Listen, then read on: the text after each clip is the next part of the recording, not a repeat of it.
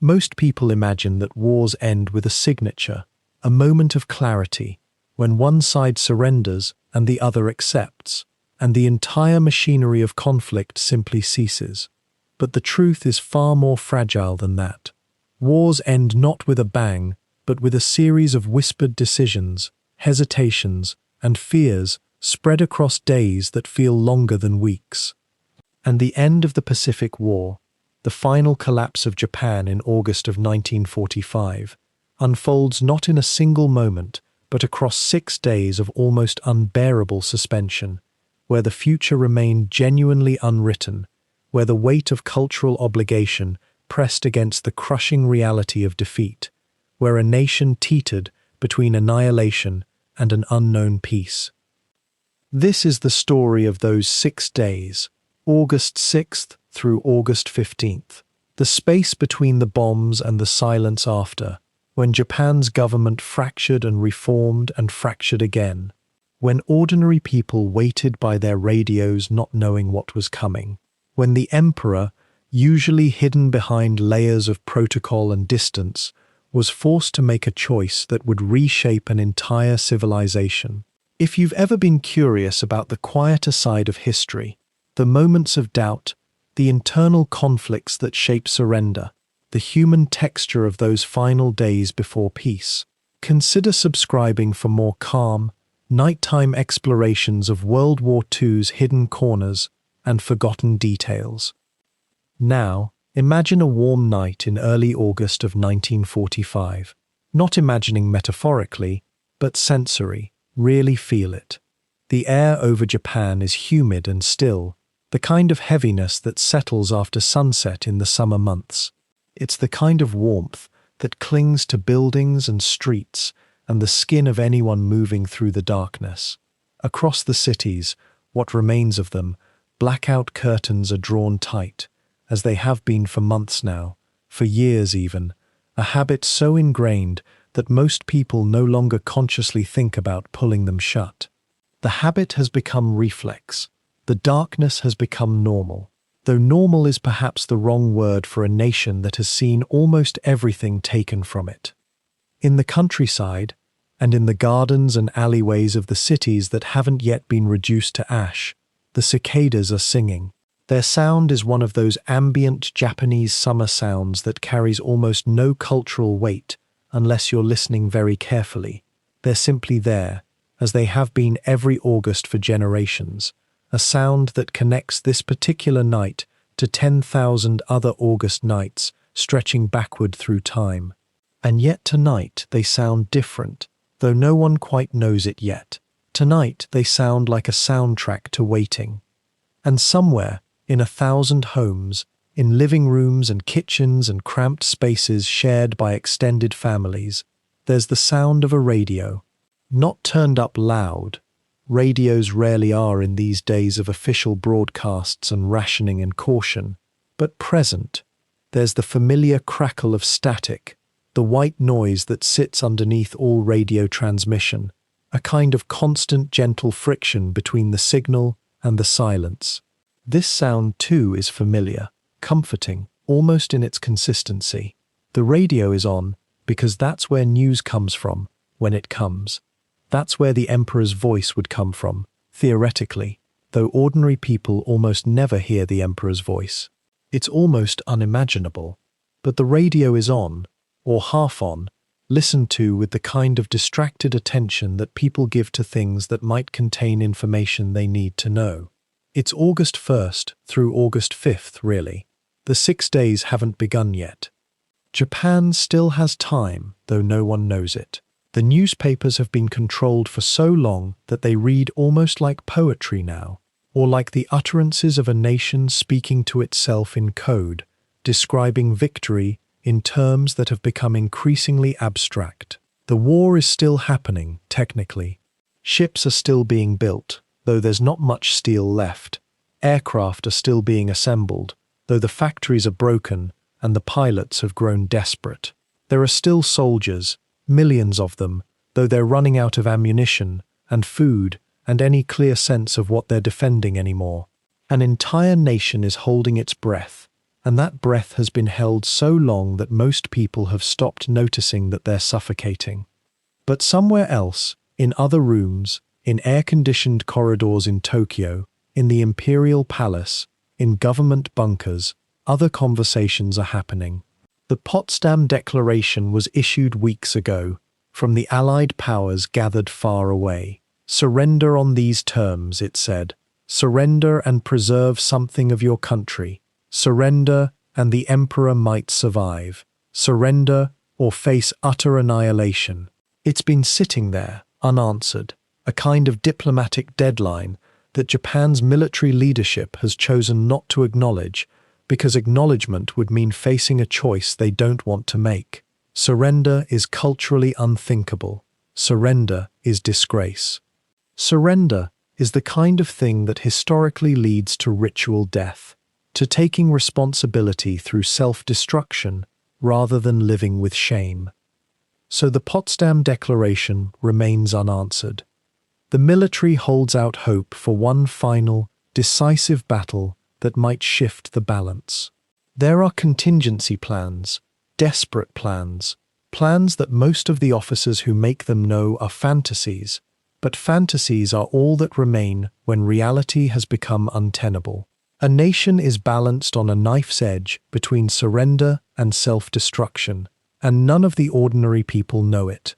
They just know that the war continues, that there are shortages, that there have been air raids, and that somehow, despite everything, the emperor still reigns, the nation still stands, even if both are now only shadows of what they were.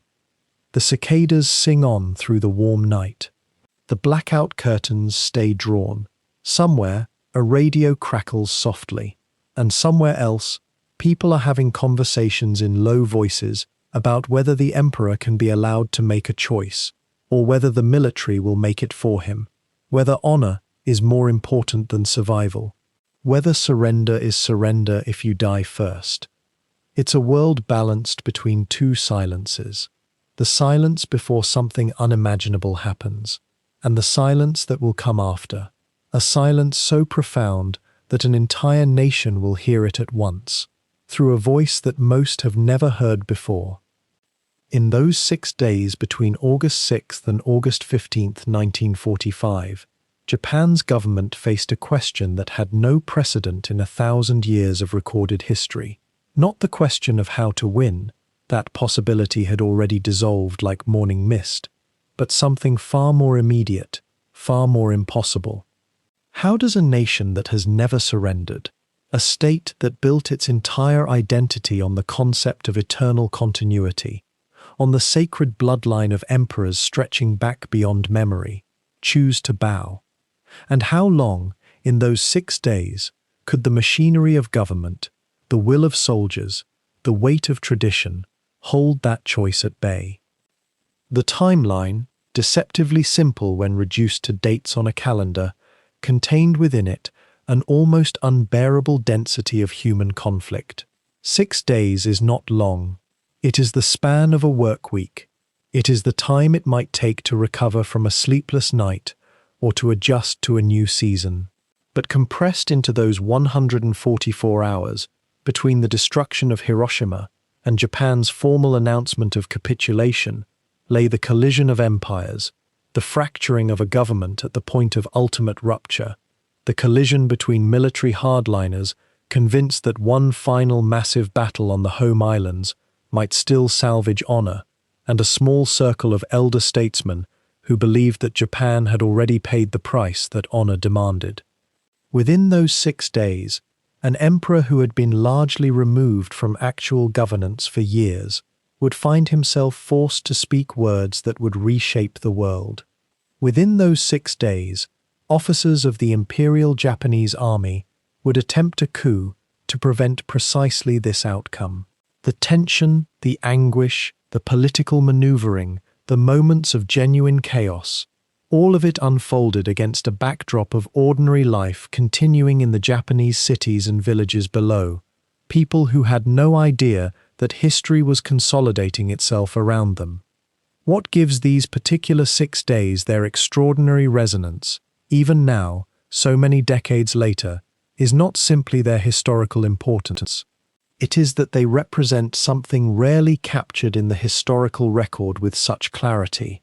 The moment when a nation's entire conception of itself was forced to transform, not through slow evolution, but through catastrophic rupture, and the attempts by those in power to slow that transformation, to negotiate its terms, to find some meaning in the wreckage. The atomic bomb, or rather, the first atomic bomb, and then immediately, almost before anyone could fully comprehend what had happened, the second one, did not merely destroy cities. It shattered a fundamental assumption that had guided Japanese strategic thinking for decades, that the decisive battle on Japanese soil, the Gyokusai, the glorious final stand and mutual annihilation, was still achievable, still possible, still the path forward. These 6 days, then, are neither the beginning of Japan's defeat. Defeat had been accumulating for months, for years, in the steady loss of territory, in the firebombing of cities, in the destruction of the Imperial Navy, in the simple exhaustion of a nation that had been at war continuously since 1931. Nor were they simply the end, a neat resolution in which the emperor spoke and the nation obediently laid down arms. They were something far more shadowed and complicated, the interval between two forms of catastrophe, in which the Japanese government wrestled with the question of how to cease existing as it had been, and in which every hour that passed brought new developments that made the decision simultaneously more necessary and more fraught. If you find yourself drawn to the intimate textures of history, to the hours when nations face their ultimate choices, to the stories of ordinary and extraordinary people caught in the space between eras, then I would invite you to stay with this account through to its conclusion.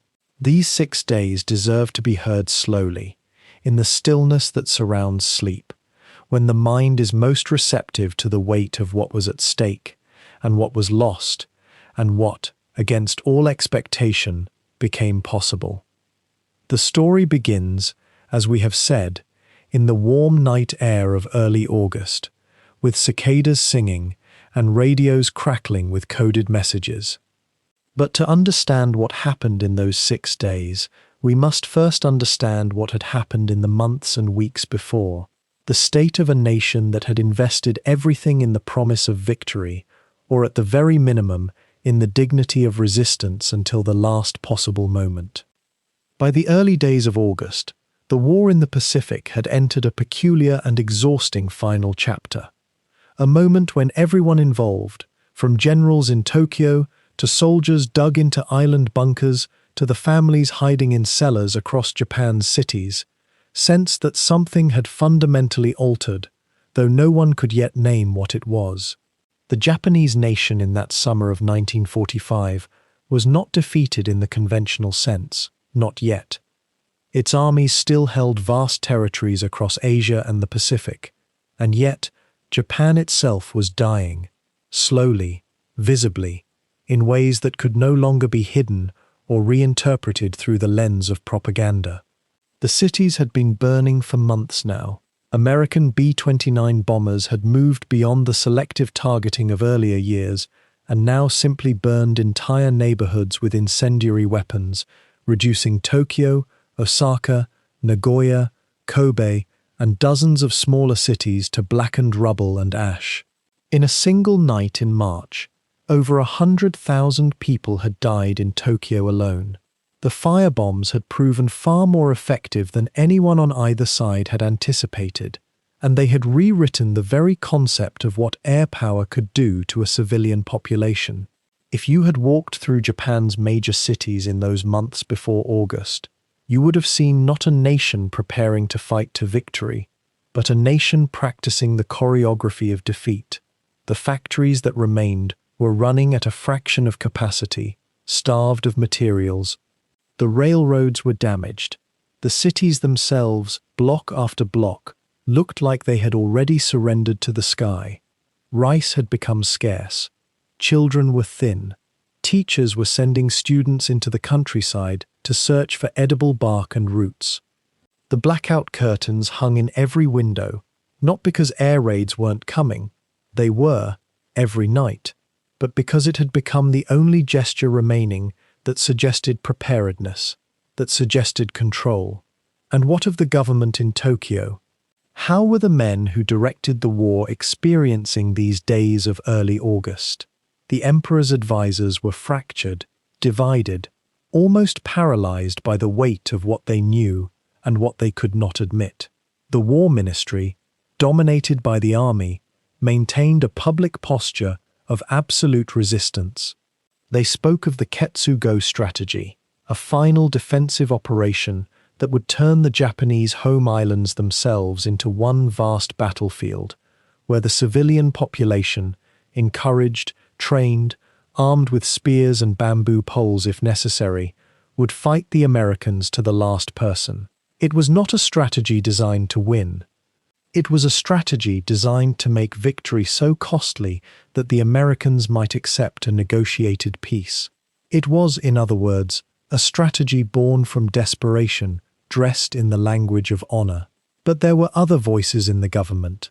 The foreign minister, a man named Shigenitsu Togo, had been quietly, carefully exploring whether the Soviet Union might mediate some kind of peace. This was a delicate, almost whispered pursuit, because any hint of peace-seeking was considered defeatist, and in the Japan of 1945, defeatism could get you killed, not by formal execution necessarily, but through other means. The army kept watch. Officers had killed or attempted to kill political figures they deemed insufficiently committed to the war before. The summer heat pressed down on Tokyo. The government buildings were poorly ventilated, the paperwork accumulated, and in the spaces between official meetings, men spoke in low voices about what everyone could feel, but few dared say aloud, that Japan could not win this war. By early August, there was also something else weighing on the consciousness of Japan's leadership: the Potsdam Declaration. This document had been issued on July 26th by the United States, Britain, and the Soviet Union, though the Soviets had not yet formally signed it, and Japan did not initially know of their involvement in drafting it. The Potsdam Declaration laid out what the Allies required for Japan to end the war. It called for unconditional surrender. It promised that Japan would be stripped of all its territorial conquests, that war criminals would be tried, that Japan would be occupied. But it did not, crucially and significantly, address the question of the emperor. The Japanese government, reading between the lines, interpreted this silence in different ways. Some saw it as a threat. Unconditional surrender might mean the elimination of the emperor himself, the dissolution of the imperial institution that had held Japan together for more than 2,000 years. Others, more hopefully, wondered if silence might mean leniency, if accepting unconditional surrender might leave the institution of the emperor intact. This ambiguity was, in a strange way, devastating. A clear threat would have been easier to understand, perhaps easier to resist. But this uncertainty, this gap in the document where crucial information might have been, fed debate, paralysis, the endless back and forth of the Japanese government in those early August days. How could they surrender if it meant the extinction of the emperor? How could they refuse when the cost was so clearly escalating? Japan's official response to the Potsdam Declaration, delivered around August 2nd, had been ambiguous too. The government announced that they were neither accepting nor rejecting the ultimatum. It was a strategy of delay, a hope that circumstances might yet change, that perhaps the Soviets might become mediators, that perhaps American casualties from the anticipated invasion of the home islands might become so prohibitive that the Americans would negotiate. The military situation, if one studied maps and reports, suggested that this gamble, however desperate, was not entirely irrational. The planned American invasion of Kyūshū, the southernmost of Japan's main islands, was scheduled to begin in November. American military planners had estimated that this invasion and the subsequent campaign to take the northern islands might cost anywhere from 50,000 to 500,000 American lives, depending on the fierceness of Japanese resistance. For the Japanese government, these were not meaningless numbers. If Japan could demonstrate that the cost would be truly prohibitive, perhaps negotiation became possible. Perhaps unconditional surrender could be modified into something slightly less absolute. This was the razor's edge upon which Japan's government balanced as August began. Behind the walls of official meetings, men struggled with truths they could barely acknowledge. The war was lost. The nation was burning. There was no realistic path to victory. And yet, to say these things aloud, to begin concrete negotiations for surrender, was to invite accusations of cowardice, defeatism, betrayal of the fallen, and violation of the sacred duty to the emperor. The cicadas sang through the warm nights. The blackout curtains stayed drawn. The radio broadcast the approved news, telling the nation that the situation remained under control, that the decisive battle would come, that Japan would never surrender. And in the brief, private moments when Japan's leaders could speak honestly, a few of them whispered a different truth, that they were waiting for something to change, that they did not know what form that change might take, that the next few days would be unlike any the nation had faced before. In the pre-dawn hours of Monday, August the 6th, the city of Hiroshima lay beneath a clear sky, the kind of clarity that comes after a humid night in summer, when the air feels almost crystalline. The all-clear siren had sounded hours earlier. There had been warnings, as there often were, of American reconnaissance aircraft overhead, and the citizens of Hiroshima had dutifully moved through their routines of caution. But by early morning, as the sun began its ascent over the inland sea, the city had returned to something approaching ordinary wakefulness. It was a Monday. Factories were stirring. School children were preparing for their lessons. A young woman named Michiko Oda was standing near the Aioi Bridge, that distinctive T-shaped landmark in the city's heart, perhaps thinking of nothing in particular, simply present in the moment before everything would change. At approximately 8:15 in the morning, local time, a B-29 bomber named Enola Gay, piloted by Colonel Paul Tibbets, was passing high overhead. The crew had been hand-selected, the aircraft specially modified, and they were carrying a single payload, not a conventional bomb, but something that existed at that moment in only one other place in the entire world, Little Boy, an atomic bomb.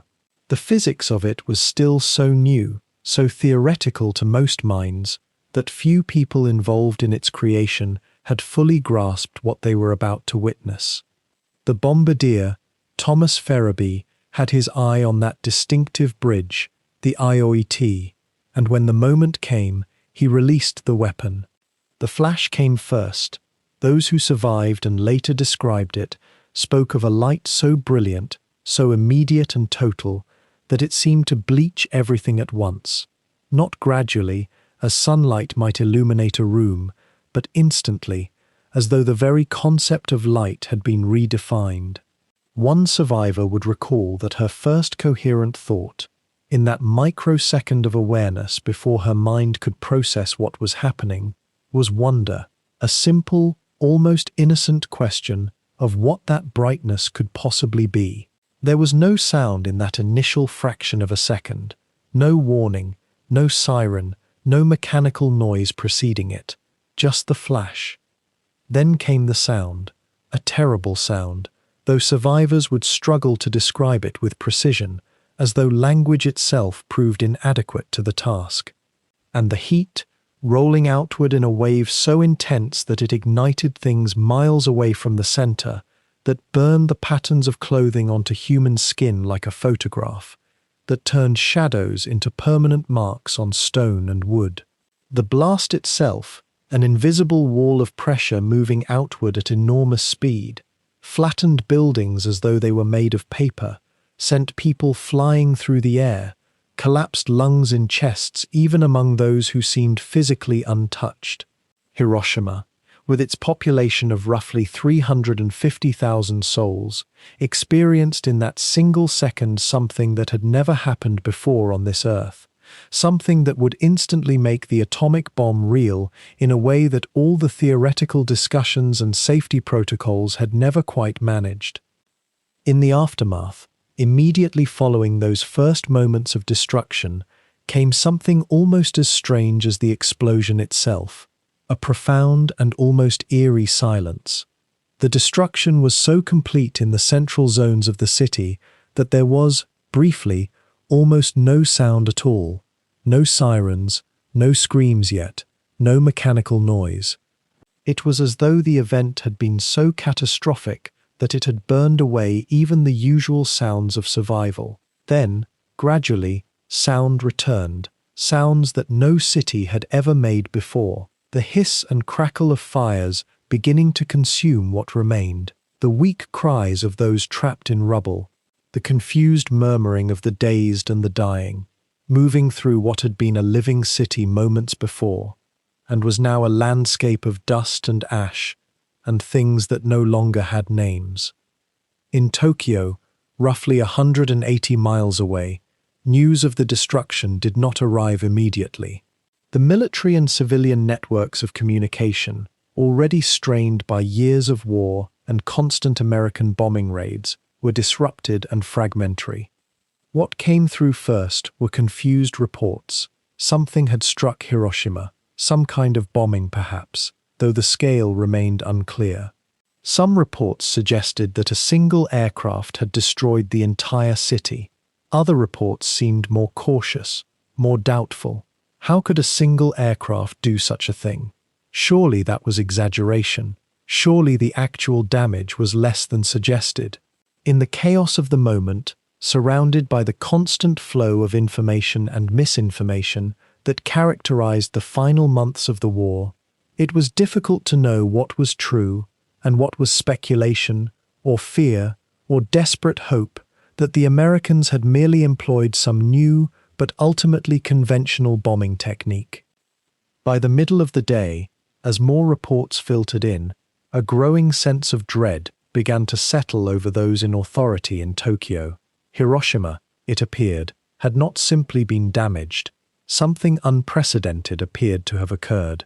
The few survivors who managed to leave the devastated area in those first hours told stories that seemed almost too strange to credit. A flash of light, unlike anything they had ever seen, a heat that came from above, buildings simply ceasing to exist. Military observers who arrived at the edges of the destruction on that day found themselves struggling to understand what they were witnessing.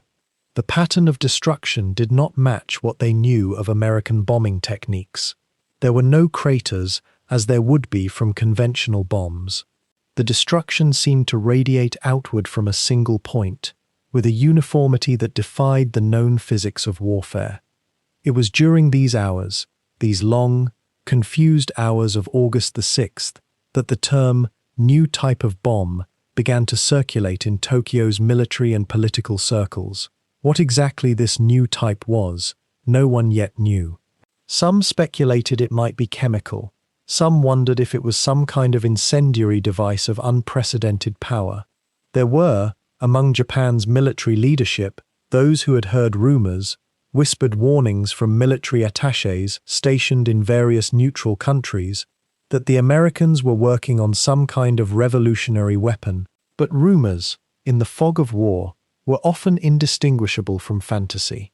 The truth, that physics itself had been weaponized, that humanity had split the atom and learned to use it for destruction, remained almost ungraspable, even as the evidence of it lay smouldering in the rubble of what had been Hiroshima. As evening came to Tokyo, with the city settling into another blackout, another night of waiting and listening to the radio for news, the growing realization among the highest levels of government was neither panic nor despair exactly, but something closer to a profound uncertainty. The war had been going poorly for months, even for years. Everyone in any position of authority knew this. But this suggested something else entirely. This suggested that the rules of war itself might have changed. This suggested that victory and defeat might now be determined not by military strategy or the courage of soldiers, but by the simple existence or non-existence of a single new technology. The implications, for those with the capacity to perceive them, were almost suffocating in their weight. What reached Tokyo first was not the certainty of what had happened, but fragments, pieces of information arriving like shards of broken glass, each one cutting a different shape, telling a different story. In the hours after the flash illuminated the sky over Hiroshima, in that distant city on the southern coast of the main island, the capital descended into a particular kind of confusion, one born not from ignorance, but from the collision between what was being reported and what the military leadership was willing to believe.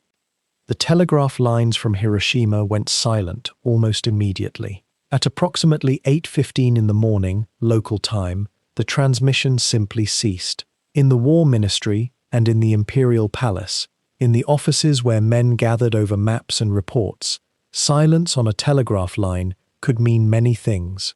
It could mean the equipment had been damaged. It could mean the operators themselves had been killed or displaced. It could mean, and here the reasoning began to fray, that something unprecedented had occurred.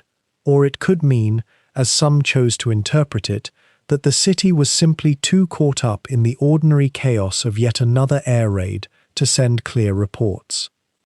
By mid-morning, the first fragmentary messages began to arrive. A city had been destroyed, not damaged, destroyed. The entire urban area gone. The reports were almost too large to pass. Hiroshima was not a small town. It was home to roughly 350,000 people, a significant military center, a city of consequence. How could an entire city vanish in the space of a few seconds? Military observers who received these initial reports found themselves in a strange cognitive position. They had prepared their minds, over years of war, to conceive of destruction on a certain scale. Firebombing campaigns had flattened entire neighborhoods.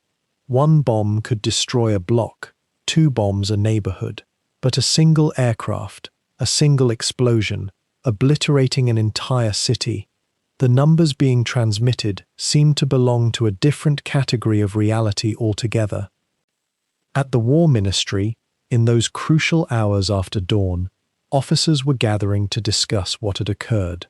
Major Hajime Fuji, a staff officer, later recalled the atmosphere of disbelief that permeated the rooms. The reports coming in were contradictory.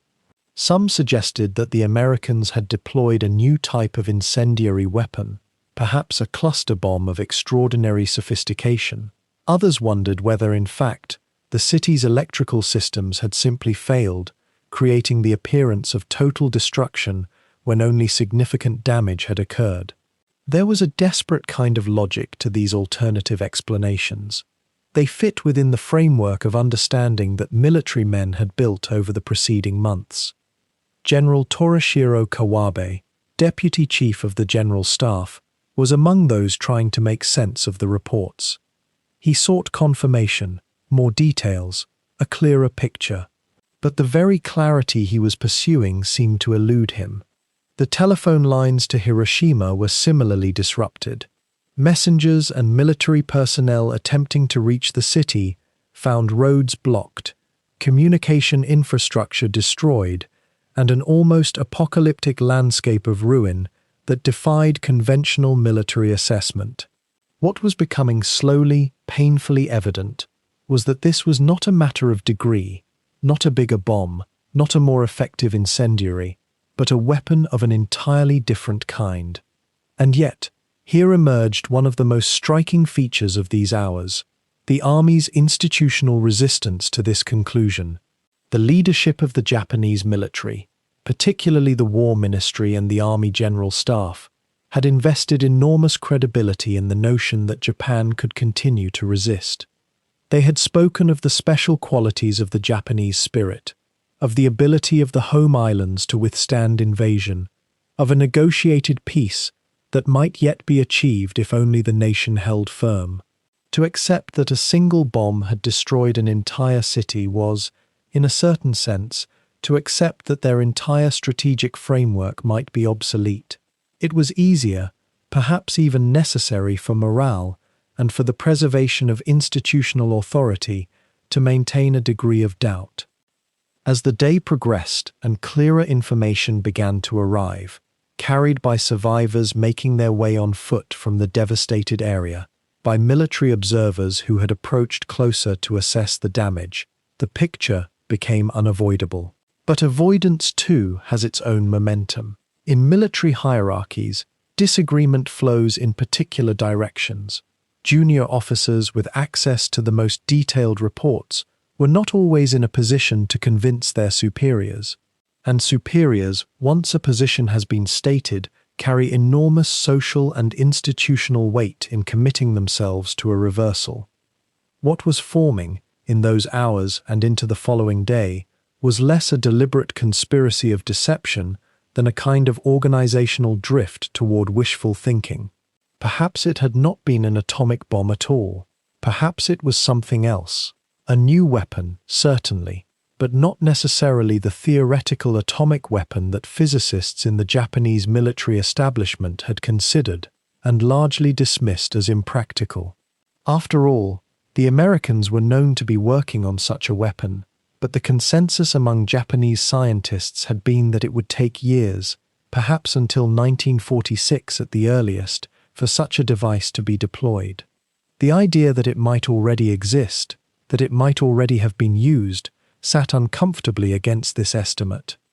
And so a kind of temporal confusion compounded the practical one.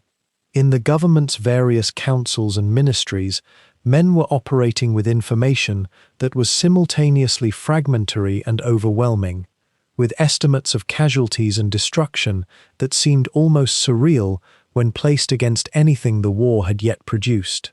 A single bomb destroying an entire city. The phrase appeared again and again in the reports. Single, bomb, city, destroyed. The mind encountered difficulty assembling these words in this order and arriving at a conclusion that felt real. Into this fog of disbelief and fragmented information, the machinery of Japanese government continued its ordinary business, even as the extraordinary was happening. The Supreme War Council had not yet convened to discuss what had occurred over Hiroshima. The cabinet had not yet gathered. The chain of command, which under normal circumstances moved with deliberation and ceremony, found itself for once moving slowly through sheer uncertainty about what exactly it was supposed to be responding to. And into that uncertainty, other questions began to seep. If this weapon existed, and the Americans possessed it, what did that mean for the future of the war? What did it mean for the concept of negotiated peace that the military leaders had been cultivating? What did it mean, more fundamentally, for the defense of the home islands, the strategy of inflicting such terrible costs on any invading force that the Americans might be compelled to negotiate? These were not questions that could be asked immediately, in the raw hours after the flash. First came the disbelief, the fragmentation, the slow and reluctant assembly of a reality that no one in that government had been adequately prepared to conceive. And yet, in those hours after the news reached Tokyo, there was something more than simple disbelief holding back the response. There was a weight, ancient and finely woven, that pressed against every decision being made in the corridors of power. To understand why Japan's leadership could not simply surrender, even now, even facing the impossible, we must step back into a world of thought that feels very distant to us now, a world shaped by centuries of warrior codes, by concepts of honor so absolute they had become indistinguishable from survival itself. Bushido, the way of the warrior, had not died with the samurai centuries earlier. It had been revived, refined, and woven so thoroughly into Japanese military culture that by 1945 it was not merely a philosophy, it was the vocabulary through which men understood themselves, their duty, their very souls. A soldier, an officer, a general, each of them had been educated since childhood in the idea that surrender was not an alternative to death, but rather a death of a particular kind, a death that erased not just the body, but the name, the honor, the possibility of ancestors recognizing you in the afterlife. Think of the weight of that, not merely to face obliteration, but to face the judgment of the dead themselves. This brought with it a concept that haunted the deliberations those men were having, gyokusai. The term itself is almost poetic in its economy. It means literally jewel-shattering, or sometimes translated as honorable death. But those words do not quite capture the resonance it held. Gyokusai was the idea that it was nobler, more dignified, more true to one's essence, to break like a precious stone rather than bend. Better to be destroyed completely than to survive in a diminished state. Better to fall in a final, perfect moment of defiance than to live in the aftermath of submission. This was not metaphor to the men shaping Japan's response to Hiroshima. It was the baseline assumption about how a civilized nation should respond to defeat. The army in particular clung to this framework. Many of its senior officers had been shaped by a military education that had explicitly rejected democracy, compromise, and any form of negotiated settlement as weak, contaminating, fundamentally un-Japanese. Surrender was not peace. Peace implied mutual recognition, mutual respect, a kind of standing together afterward. Surrender meant annihilation of the spirit. It meant dishonor not just to yourself, but to your entire lineage, and crucially, it meant dishonoring your nation's sacred essence. How could Japan, a nation believed by its military class to carry divine purpose, to be sustained by a line of emperors stretching back to the gods themselves, simply lay down? The logic of honor seemed to demand that the nation should burn rather than bend. There is a curious paradox here worth sitting with. The very framework that had driven Japan's military expansion, that had justified the wars in Manchuria and China and across Southeast Asia, that had promised invincibility, this same framework now made it almost psychologically impossible for those leaders to accept reality. They had spent so many years speaking and believing in Gyokusai, in the spiritual and martial superiority of fighting to the last, that facing an enemy who had not been defeated through conventional means, who had simply obliterated a city through a single weapon that science itself seemed barely to understand, was not just a military problem. It was a philosophical crisis. The very language they used to think about warfare, about honor, about the proper response to overwhelming odds, had no room in it for what had just happened. And there was another layer to this, one that shaped the arguments brewing within the War Ministry and the General Staff. Many officers genuinely believed, or had convinced themselves they believed, that there remained some chance of victory, or at least of a draw that might preserve Japanese independence. The term used in Japanese strategic thinking was decisive battle, a final, apocalyptic confrontation on Japanese soil that would be so costly to the Americans that they would be forced to negotiate terms. The mainland invasion, everyone knew was coming.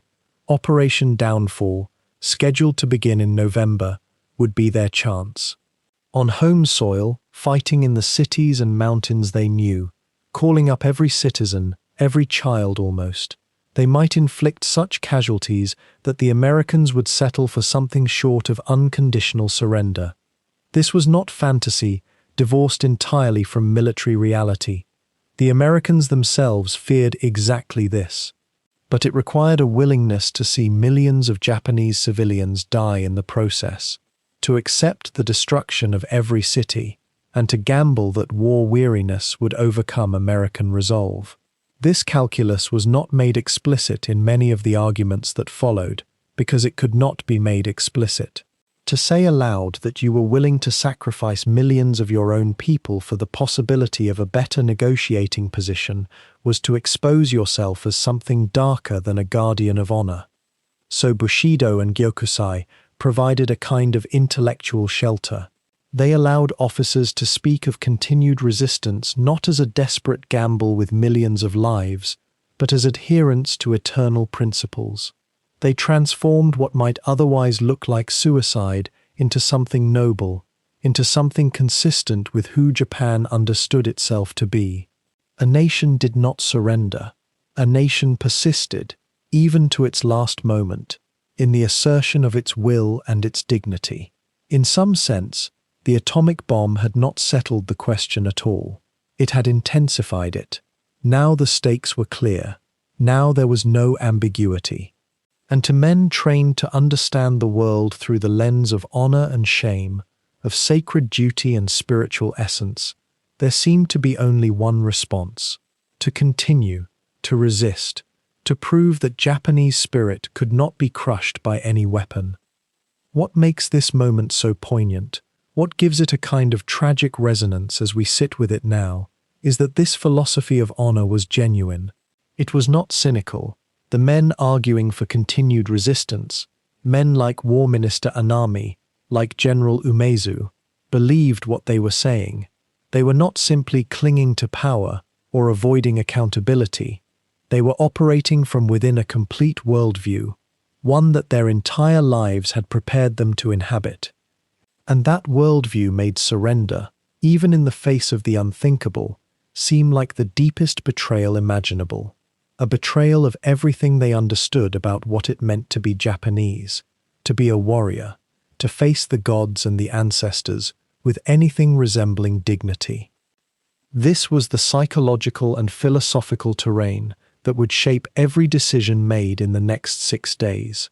Because alongside the military realities, alongside the scientific terror of the bomb, alongside the growing realization that Japan was truly defeated, there existed this cultural weight. It was real, it was lived, and it would make the path to surrender not a simple choice, but a kind of anguish, a slow recognition that sometimes honor requires doing the thing you have been taught to believe is most dishonorable of all. While Tokyo's leadership remained suspended in shock and confusion over what the physicists were calling an atomic bomb, a development of almost equal magnitude was unfolding thousands of miles away in the northwest, in the frozen steppe and forests of Manchuria. This event, arriving on the morning of August 8th, would prove to be a second seismic rupture in Japan's already fractured world. Yet it would move almost unnoticed through the corridors of power, eclipsed entirely by the lingering horror of Hiroshima. The Soviet Union, Stalin commanding from the Kremlin, had been waiting. Ever since Tehran and Yalta, since the promise made by Roosevelt that Russia would enter the Pacific War within 3 months of Germany's defeat, the Red Army had been massing along the Russo-Manchurian border. Patience and preparation had occupied these months, tank divisions gathering, supply lines being quietly extended, a vast machinery of war positioned and ready. And now, in the pre-dawn darkness of August 8th, that patience ended. At midnight Moscow time, the Soviet ambassador in Tokyo had walked into the Foreign Ministry building. He carried with him a note, written in careful diplomatic language, stating that as of that moment, the Union of Soviet Socialist Republics was at war with Japan. The war in Europe was finished, the note explained. The Soviet Union had kept its promise to its allies, and now it would keep a promise to itself, the reclamation of territories lost to Japan 30 years before, in another war, in another century. Imagine how that moment must have felt for the Japanese diplomats receiving it. The weight of those words in the silence of the night. Another enemy, another front, another closing of the circle. By the time that note was being read in Tokyo, the first Soviet tanks were already rolling across the border into Manchuria. The Kwantung Army, Japan's fortress garrison in that occupied region, the once mighty force that had conquered so much of northern China, was about to encounter something it had not anticipated. The Japanese High Command had believed that the Kwantung Army, numbering perhaps 750,000 men, could hold out indefinitely. Some officers had even entertained the notion that a Soviet guarantee of neutrality might be possible, a buffer against other enemies. Those calculations, made in comfortable offices, were about to collide with the reality of approximately 2 million Soviet soldiers advancing across multiple fronts with overwhelming armor and coordinated precision. The collapse, when it came, was nearly as swift as the atomic flash itself. Where Japanese commanders had expected a long, grinding campaign through the autumn months, the Soviet mechanized columns pierced through Manchurian defenses with an efficiency that seemed almost dreamlike. The Kwantung Army, stretched thin, undermanned, unprepared for modern armored warfare, began to fracture almost immediately. Within days, within only a few days, what had been presented to the Japanese people as an impregnable bulwark was dissolving into retreat and chaos. Prisoners were taken by the tens of thousands. Cities fell, supply lines were cut. Yet here was the particular cruelty of timing. This catastrophe, this loss of hundreds of thousands of men, and the collapse of one of Japan's last substantial military assets, barely registered in the centers of Japanese power. Tokyo's attention remained fixed, almost hypnotically, on the atomic bomb. The government was still processing what had happened at Hiroshima. The military was still debating whether it was truly a new weapon or merely enemy propaganda designed to sap the nation's will. How was it possible that an entire army, an entire region, could cease to exist as a strategic factor in the very same breath, and yet remain nearly invisible to those making the crucial decisions that would determine the nation's future? This was partly a matter of distance and communication. Manchuria was far. News from Manchuria traveled slowly. The army there existed in a kind of separate compartment from the Tokyo hierarchy, commanded by its own officers, pursuing its own strategic logic. But it was also, perhaps, a matter of what the mind could absorb. Japan's government in those fevered hours was already contending with an impossible situation: the loss of Hiroshima, the radiation sickness that was becoming apparent, the revelation that an enemy could now destroy an entire city with a single aircraft. To add to that tableau the simultaneous dissolution of a second major military force in a distant theater seemed almost redundant, as if fate itself had decided to compound the disaster rather than allowing it to unfold in any measured sequence. And yet the strategic implications were profound, even if they were not fully grasped in the moment. Japan, on the mainland of Asia, suddenly faced not only American bombing and the prospect of an American invasion, but also a Soviet army that was now advancing westward and southward into territory that Japanese forces had occupied for years. Soviet soldiers were liberating, or conquering, depending on one's perspective, Manchuria, and were beginning to eye Korea and other regions. The dreams of empire that had driven Japanese military planning were not simply defeated, they were being actively dismantled, simultaneously, from two directions. The question of Soviet entry had been discussed, certainly, in Japanese strategic circles. Foreign Minister Togo and others had even harbored hopes that the Soviet Union might be persuaded to mediate some form of negotiated peace, a way out of the spiral that didn't require either unconditional surrender or the extinction of the Japanese state. Now, with Soviet tanks rolling across Manchuria, those hopes were revealed for what they had always been: fantasies born of desperation. The Soviet Union had not come as mediator, it had come as conqueror, and in that single gesture, midnight on August 8th, the remaining options available to Japan's leadership contracted even further. Not only could there be no negotiated peace with the Americans now, there could be no Soviet umbrella to shelter under, no possibility of playing one superpower against another. Japan stood now in the presence of multiple adversaries, each one closing in, each one making its own inexorable demands. The silence that greeted this news in Tokyo, the relative indifference, the way it was almost subsumed beneath the psychological shock of the atomic bomb, speaks to something about how human perception operates in moments of extreme crisis.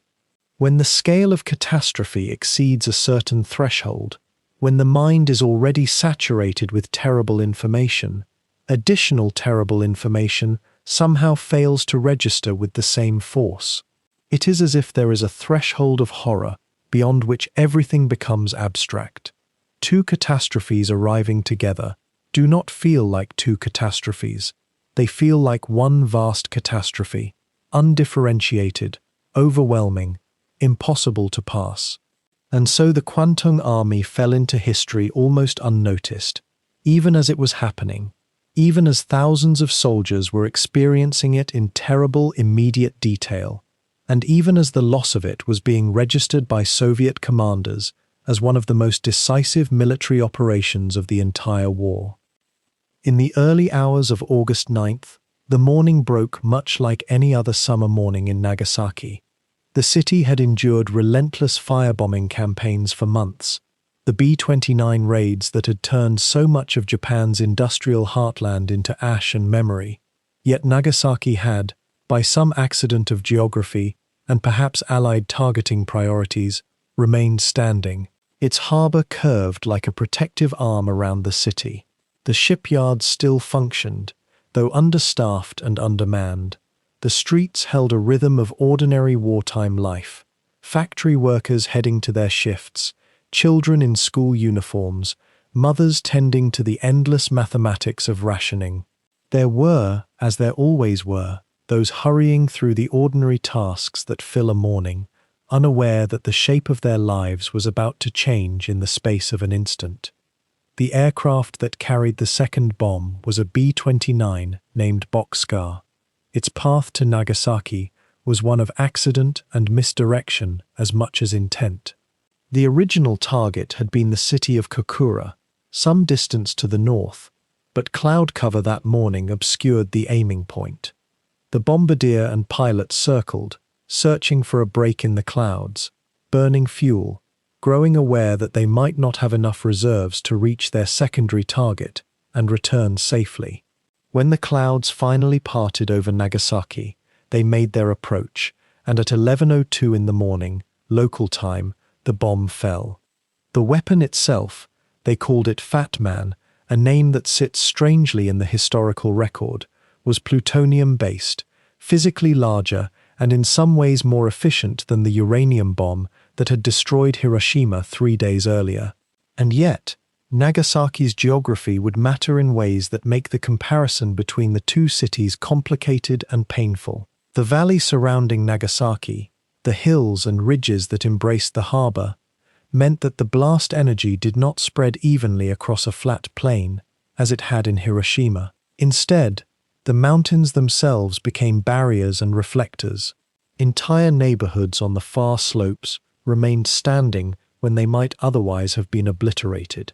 This accident of terrain saved perhaps tens of thousands of lives. It is a strange calculus to contemplate, how geography, in a moment of unprecedented horror, could serve as an inadvertent mercy. But there was no mercy in the immediate moment. The flash came. Those who were outdoors in a direct line of sight to the detonation experienced something that had never been documented before, something that survivors would struggle to find words for in the hours and days that followed.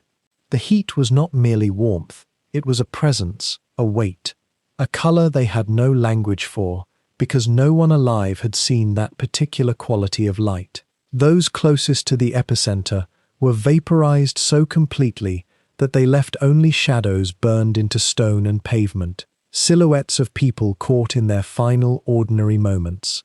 A man walking home, a child on his way to school, a woman pausing at a shop window.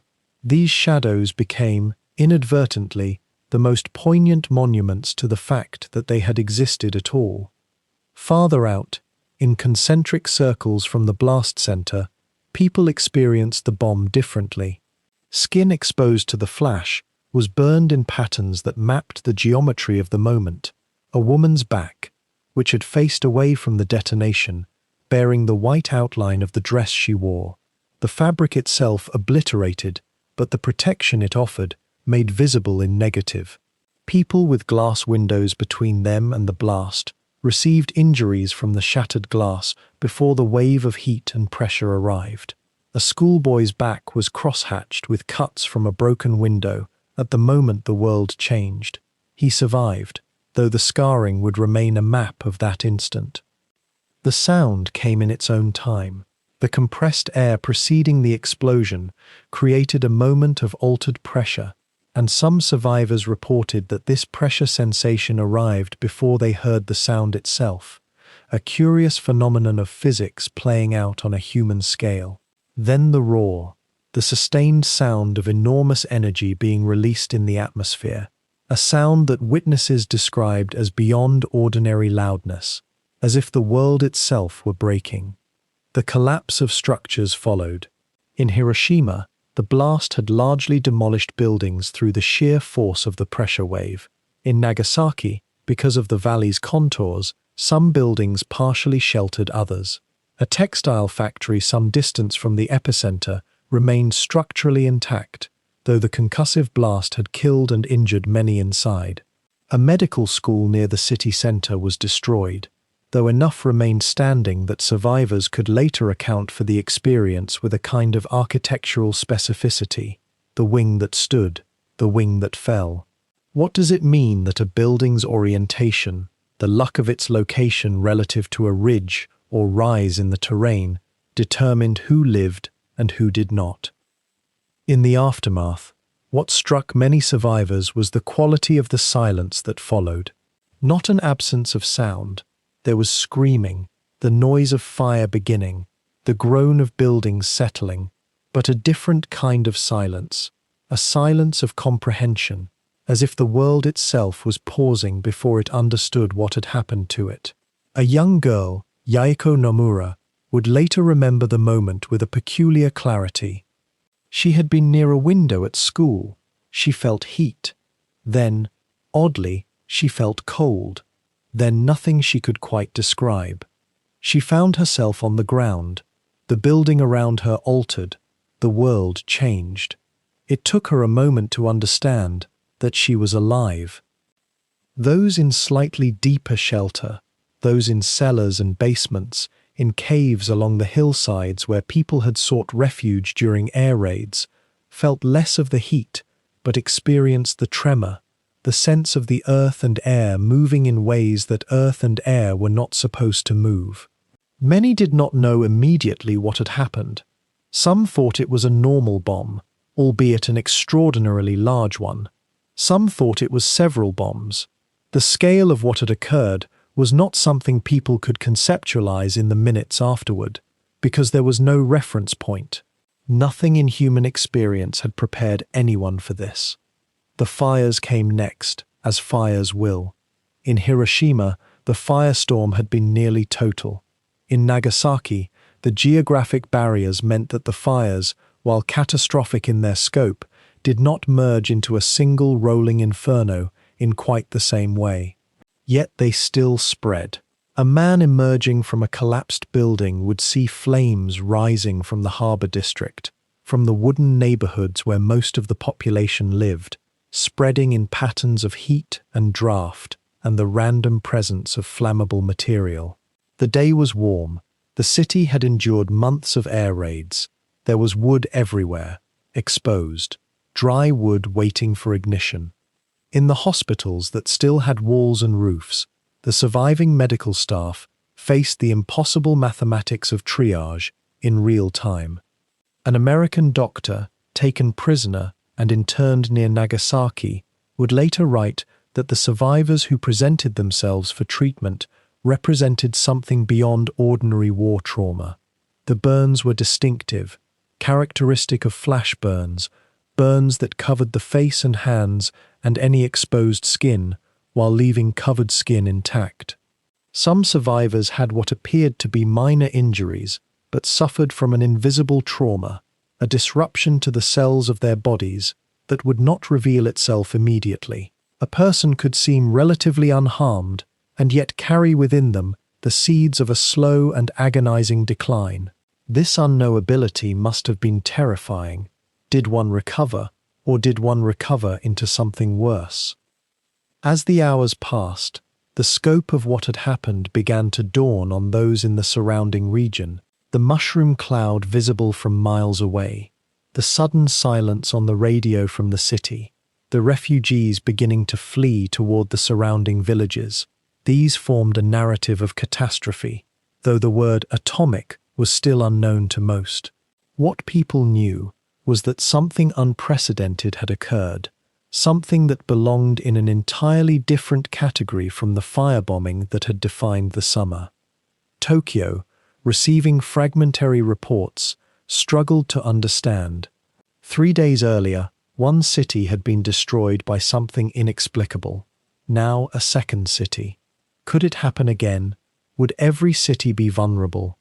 The implications began to crystallize, even among those who had been counseling continued resistance, that the nature of the war had changed in some fundamental way. In the government buildings of Tokyo, where the summer heat pressed down on stone and wood alike, men were beginning to move through corridors with an urgency that betrayed the fracturing of what had once seemed, only days before, like an unshakable consensus. Prime Minister Kantaro Suzuki, now in his 70s, carried the weight of a nation that no longer quite believed in its own victory, though speaking such a thought aloud remained, for most, unthinkable. The Supreme War Council, the Daibone Somubu, had assembled, and within its chambers, a conversation was beginning that would determine not the means of continuing the war, but whether the war itself could end.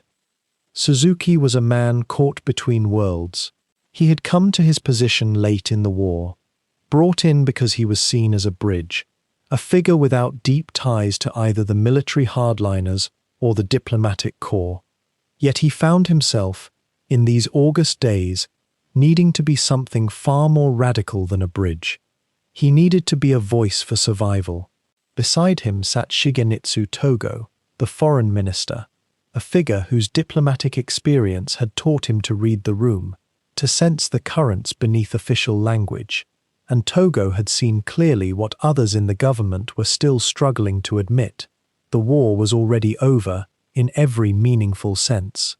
It had been over, perhaps, since the Americans broke the Japanese naval codes and turned the tide at Midway. It was merely that the ending had not yet caught up with the reality.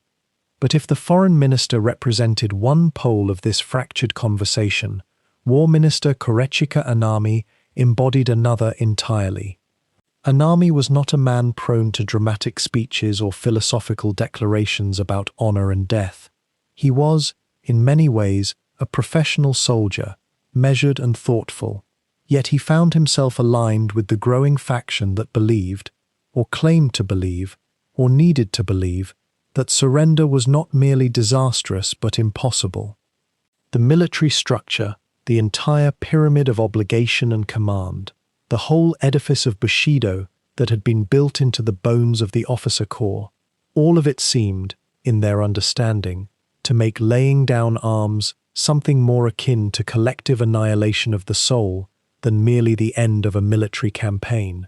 How could you persuade men to accept dishonor when the very concept of honor had been made sacred, inviolable, more real than survival itself? The conversation between these men, and between the factions they represented, unfolded with a kind of exhausted formality. There were no shouted arguments in these chambers. The Japanese way, especially among men of high rank and age, was to speak in measured tones, to allow long silences to carry meaning, to hint rather than declare. Yet beneath this surface civility, a profound disagreement was tearing the government apart. Togo and those who thought as he did were moving, cautiously, toward the idea that the Potsdam Declaration might be accepted with some modification, some preservation of the emperor's authority and dignity.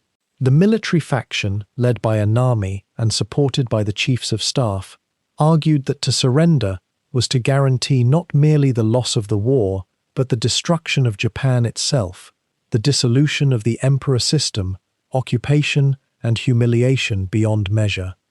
Here was a question that seemed, to these men in their windowless rooms, to have no middle ground. Could Japan survive unconditional surrender, or would it be obliterated by the very terms that defined peace? The Americans had been clear in their language, unambiguous in their demands. Unconditional surrender meant precisely that, an absence of conditions, of negotiation, of retained sovereignty. And yet, the Japanese had been raised, trained, conditioned to believe that some things were worth more than survival, that there existed a realm of meaning above the physical fact of living or dying as a nation. The emperor was sacred, the national essence, the Yamato spirit. These were not symbols to be bargained away, but eternal truths to be preserved at any cost. What neither side fully articulated, though both sensed it, was that the nature of warfare had changed. The atomic bomb, still barely understood in its details even by the government, had rendered the old calculations obsolete. This was not a weapon that could be countered by courage or sacrifice or renewed commitment to victory. It was not a thing that could be overcome through Bushido. It was simply destructive, overwhelming, and the only meaningful response was not further resistance but acceptance of a new reality. Yet how do you convince a military establishment, an entire governmental structure, an emperor and his advisors, that the rules have changed entirely? Anami listened to Togo's arguments with what observers described as a kind of sad patience. The foreign minister spoke of necessity, of the practical impossibility of continuing the war, of the moral weight of protecting the Japanese people from further annihilation. These were not arguments that moved Anami in the way that Togo might have hoped. Instead, Anami seemed to inhabit a different moral universe, one where the question was not how many people would die if the war continued, but how much of Japanese civilization, Japanese honor, Japanese meaning itself, would die if surrender was accepted. The military would resist. There were junior officers, idealistic and desperate, who would rather die than accept what they saw as betrayal. And Anami, though he did not openly say so, seemed to sympathize with that impulse, even as he held his official position. The Supreme War Council, throughout these August days, would convene and reconvene, the same tired men meeting again and again, speaking carefully, circling around the central question that they seemed unable to force into direct language. Should Japan surrender? The answer seemed obvious to Togo and to those advisors closest to the emperor. The answer seemed unthinkable to Anami and to the military faction behind him. And between these two positions, a government tried desperately to function, to make the kind of decision that would define not merely the end of a war, but the shape of the future itself. There was a peculiar tension to these meetings, a sense that the men in the room knew, on some level they could not quite access, that history was accelerating past them, that events were moving faster than their ability to deliberate. The war, in a real sense, was making its own decisions.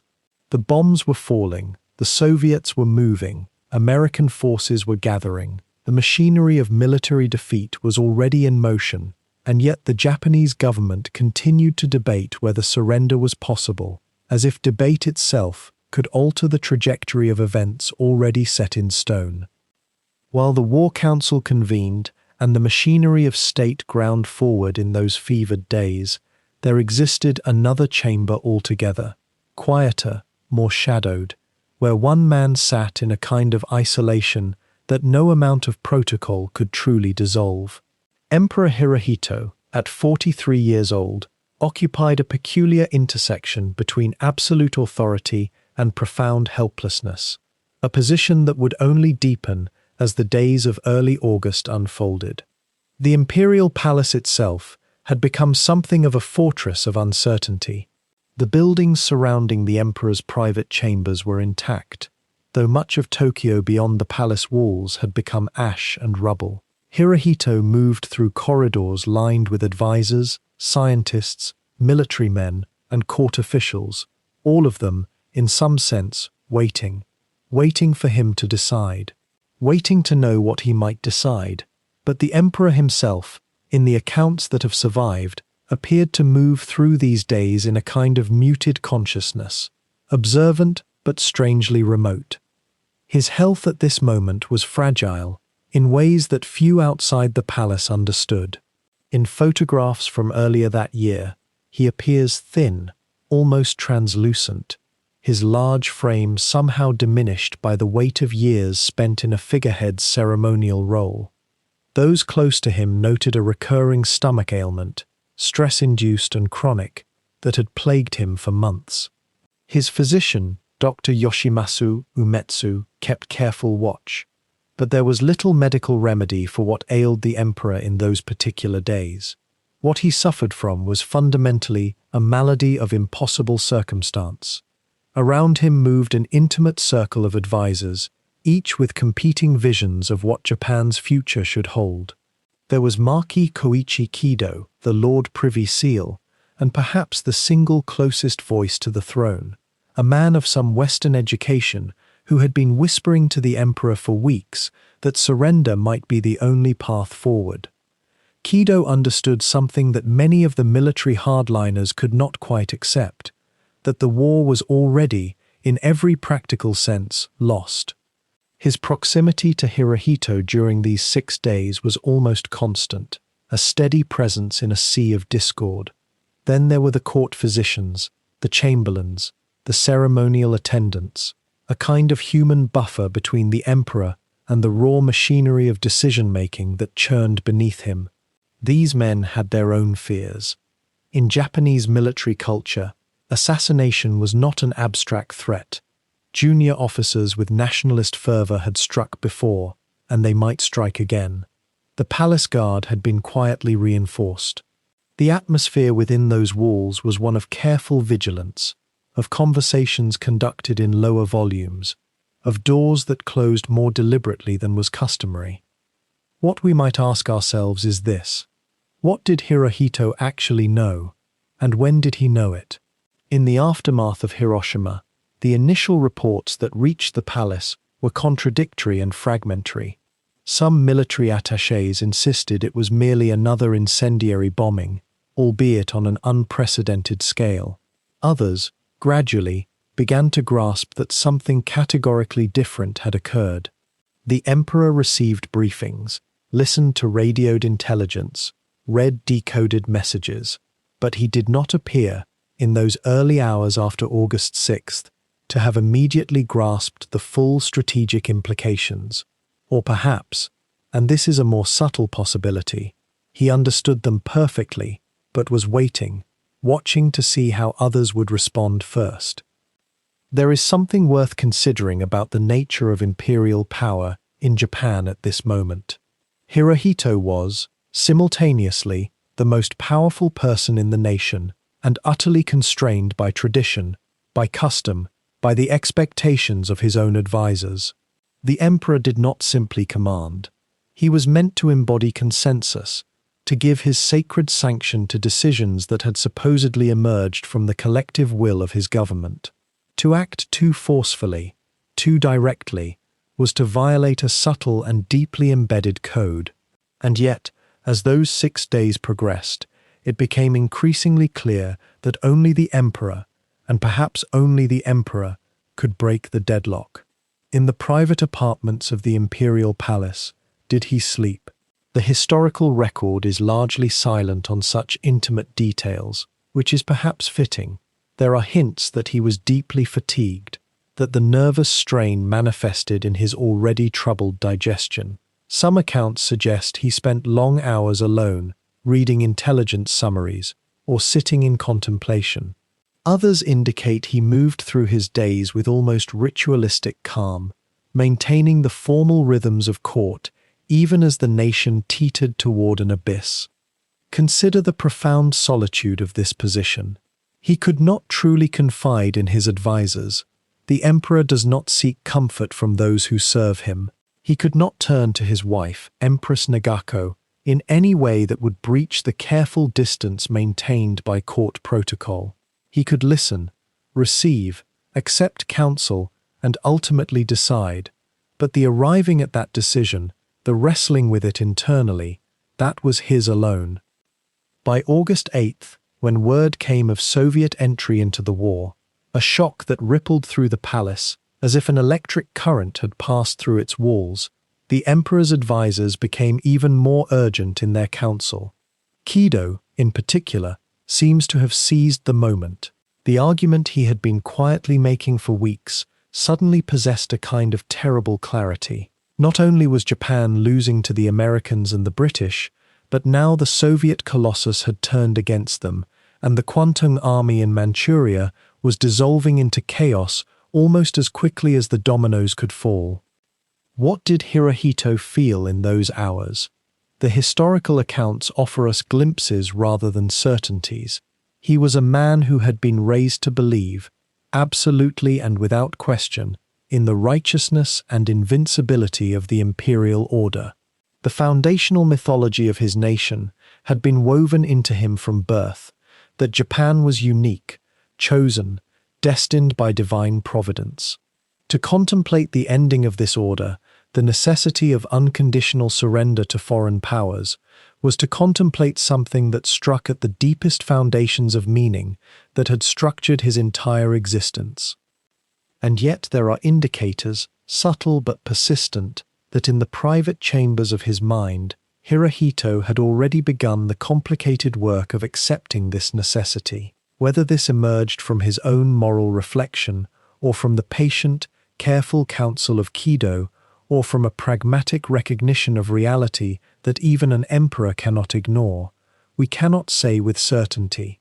What we can say is that in those 6 days between the bombs, the Emperor of Japan was engaged in a form of internal transformation, quiet, almost invisible to those around him, but real nonetheless. The cabinet room beneath the imperial palace was not a place of grand theatricality. It was, by all surviving accounts, a room of wooden panels and soft electric light, modest in its furnishings, almost austere. On the night of August 9th, as the second atomic bomb's radiation still hung in the air over Nagasaki, and as Soviet tanks rolled deeper into Manchuria with an efficiency that shattered a decade of strategic Japanese assumption, this room became the stage for something that had not occurred in modern Japanese history. The emperor would speak. For years, Hirohito had been present at conferences, had nodded, had occasionally asked a question. But the weight of direct imperial intervention in state matters was something else entirely. It carried a gravity that everyone in that room understood in their bones, the way a person understands gravity not through intellect, but through the simple fact that they cannot float. The Prime Minister, Kantaro Suzuki, was an elderly man of 77, tired in a way that perhaps only someone who had lived through the Meiji Restoration and the rise of modern Japan could truly be tired. Foreign Minister Shigenitsu Togo, whose voice had been calling for negotiation for weeks, sat at the table knowing that this night might finally determine whether reason or honor would prevail. War Minister Korechika Anami was there too, representing the hardline faction that had become almost a state unto itself, the army officers who believed that one final, terrible battle on the home islands might yet restore Japan's negotiating position. The arguments had been circling for days, returning to the same points like a river, wearing the same stone over and over. The Potsdam Declaration, which had arrived weeks earlier, demanded unconditional surrender. It offered, in its vague way, that the Japanese nation would not be destroyed, that there would be a future, but it guaranteed nothing about the emperor. For the military hardliners, this was the sticking point. Surrender without assurance that the emperor would remain was, in their understanding, the end of everything that made Japan Japan. How could the nation exist without the divine presence at its center? This was not sophistry or abstract ideology to them, it was the foundation of reality as they understood it. Togo and the moderates had been arguing that the Allies would likely permit the emperor to remain anyway, that the practical necessity of occupation and the need to prevent total social collapse would lead the Americans to preserve the imperial institution. But this was inference, this was hope, and hope had never been the currency of the Japanese military, which dealt in absolute certainties and codes of honor that admitted of no negotiation. The conference began in the late evening and stretched toward midnight. Voices rose and fell, not in hysteria, but in the kind of controlled intensity that comes when intelligent people are bound by impossible constraints. Some accounts describe it as almost dreamlike, the unreality of the situation lending an odd quality to the proceedings. Here were the leaders of a nation that, mere months earlier, had seemed capable of defending itself indefinitely, now arguing about whether to admit that they had lost. At some point, and the exact moment is less important than the fact that it happened, someone asked the emperor directly what he thought. This was unusual enough to be almost startling. Hirohito, who was 34 years old and had spent much of his life in the shadow of his own majesty, rose slightly and spoke. The words have been preserved in various forms, but the meaning is clear. Japan must accept the Potsdam Declaration, not with triumph, not with the sense of a negotiated settlement, but with the understanding that continuation of the war would mean, simply, the end of Japan. He used a phrase that would echo through the subsequent weeks and months, a phrase that in its understatement carries an almost poetic sadness. He spoke of the need to endure the unendurable, to suffer the insufferable. It was the language of resignation, but resignation spoken by someone who held the divine center of the nation within himself. When the emperor spoke these words, the arguments did not cease immediately. Pride, after all, does not evaporate in an instant, but the sacred decision, as it came to be called, had been made, not through logic or rhetoric, but through the weight of imperial authority finally brought to bear. What happened in that room in the moments after was perhaps less important than what did not happen. There was no cheering, there was no visible relief, at least not from those who believed most deeply in the old code. Anami sat in silence. Some of the officers wept, others left quietly, their faces unreadable. The thing that had seemed impossible, that Japan would surrender, truly and completely, had now been decided not through defeat in any conventional sense, but through an act of will at the highest level of the imperial structure itself. Silence, in Japanese diplomatic tradition, carries immense meaning. A silence can contain acceptance, regret, resignation, even a kind of dignity in acknowledgement of inevitability. The silence that filled that room after the emperor's words was of this quality. It was the sound of an entire worldview shifting, not breaking or being abandoned, but bending to accommodate a reality that could no longer be denied. The war would continue for a few days more in formal terms, and in practical terms, it had already been lost. But in that room, in the soft electric light beneath the imperial palace, on a night when millions of ordinary Japanese were sleeping unaware that their nation's future had just been decided, something like peace had been chosen. The drafting of the formal acceptance would take hours more, and there would be resistance, and there would be one final act of violence and defiance before dawn came again. But the sacred decision had been made. The emperor had spoken. In the grammar of imperial Japan, this was not merely a decision, it was a transformation of reality itself. The fact of Hirohito's will, once expressed, could not be undone by mere argument or military honor codes. While the Supreme War Council was gathering in those deep underground rooms, while the emperor was being asked to shoulder a burden that no one else could carry, Life in Tokyo's neighborhoods moved according to routines that had been set in place years before. The city itself knew nothing of the deliberations happening above its streets. The ordinary citizens, mothers, children, elderly grandparents, shopkeepers, factory workers, were living through the same night that their leaders were living through, but in a completely different dimension of experience. The blackout curtains were drawn as they had been drawn for months now, thick fabric that blocked every trace of moonlight and starlight from the rooms where people tried to sleep. In some homes, the heat made sleep nearly impossible. August nights in Tokyo carry a particular warmth that seems to press down on the city. Humid and close, the air barely moving. Families lay in darkness, on thin futons, the weight of the summer itself adding to the weight of exhaustion. The cicadas outside continued their endless rhythmic song, a sound so familiar that most people no longer consciously heard it, the way one stops hearing the ocean if you live beside it long enough. The cicadas sang exactly the same on August 9th as they had on August 8th, indifferent to history. Radio static filled certain homes where someone had left a set switched on very low. The dial turned to the official station. For months now, the radio had been the primary connection to something larger than one's own street, one's own family's precarious survival. News bulletins came irregularly, often in the form of alerts about air raids or instructions about evacuation procedures. Most people had learned to listen to the tone of the announcer's voice before listening to the actual words. A certain breathlessness meant danger.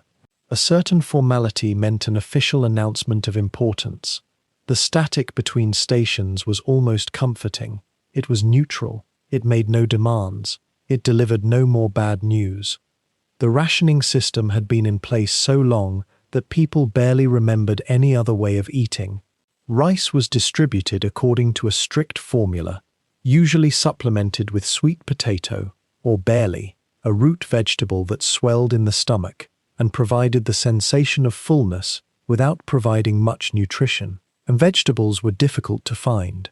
Those who had gardens, which were almost every household in the outer wards, tried to coax something useful from the soil, though the soil itself had been depleted by years of intensive growing. An elderly woman in a small house in Shinjuku might have spent her morning checking on whatever green shoots had managed to emerge from her small plot, watering carefully because water was also rationed. She would not have known that the government she was trying to help feed was, at that exact moment, fracturing from within. The air raid drills had become part of the rhythm of life. Like waking, working, eating, they came with warnings, sirens that sent people into the streets or into the designated shelter areas. Children had grown up practicing these drills so routinely that some of them felt less like emergency responses and more like a game with established rules. The adults, by contrast, had learned to distinguish between the different patterns of sirens, between a warning and an actual attack. They had learned to hear the sound of aircraft engines and to judge, with a kind of grim experience, whether the planes were coming closer or moving away. But on August 9th and 10th, the drills continued as they always did, and most people assumed they would continue forever, a new layer of normal life that had somehow solidified into permanence. In workplaces that were still operating, factory managers continued to organize workers according to quotas and schedules that now had very little basis in actual materials or supply chains. The industries that had once supplied the imperial forces had been stripped bare or destroyed by previous bombing campaigns. Yet the routines persisted.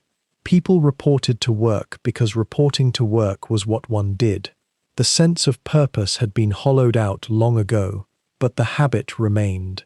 A young man working in a textile factory in the Chiyoda ward would go to his station each morning, perform his duties with the mechanical precision that comes from months or years of repetition, and never pause to consider that the enterprise itself was already functionally ended. Schools had been closed for months in many districts due to the bombing, but educational activities continued in neighborhoods where buildings had not been destroyed. Children gathered in open spaces or in partially damaged school buildings, their teachers trying to maintain some continuity of learning and routine. The curriculum itself, during these final weeks of the war, had become increasingly focused on spiritual preparation, on the virtues of sacrifice and honor. Teachers were instructed to emphasize the certainty of eventual victory, even as the evidence visible in the ruins around them suggested otherwise. How did a teacher navigate that contradiction?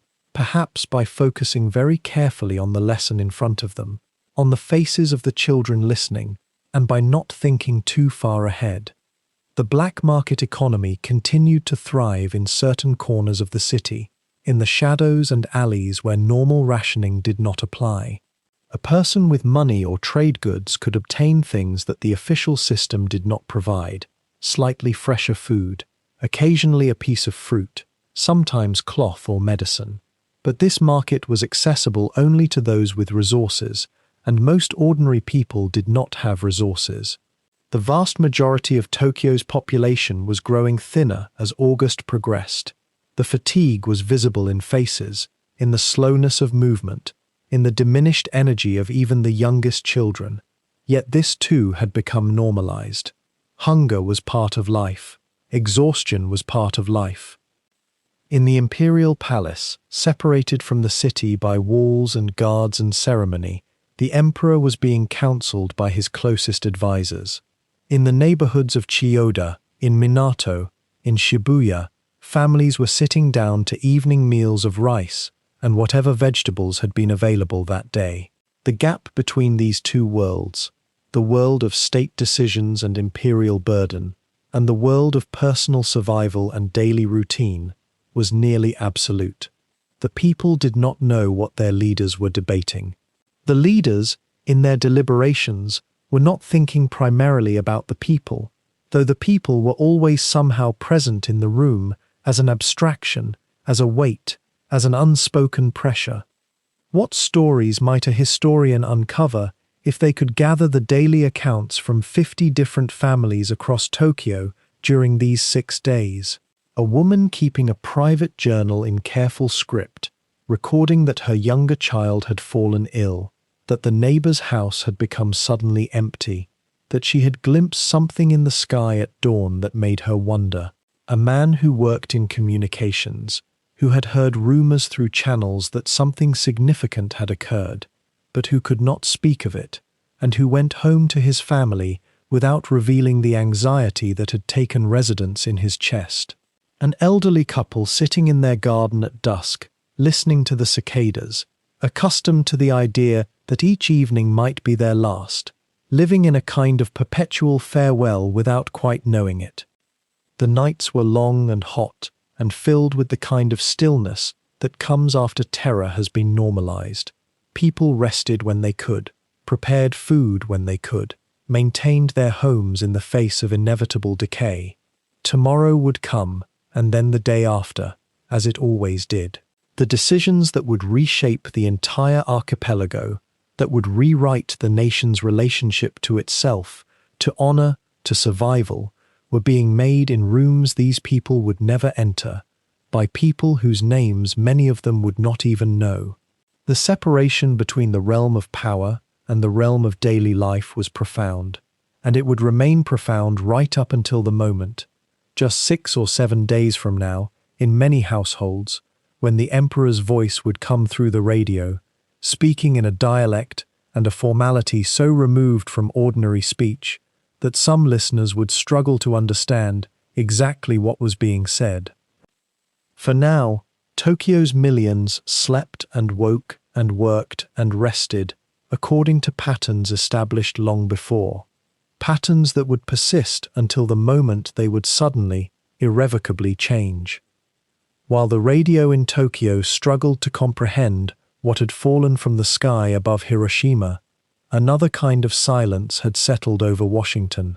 It was the silence of men who had just witnessed something they themselves did not fully understand. The summer heat pressed heavy over the capital.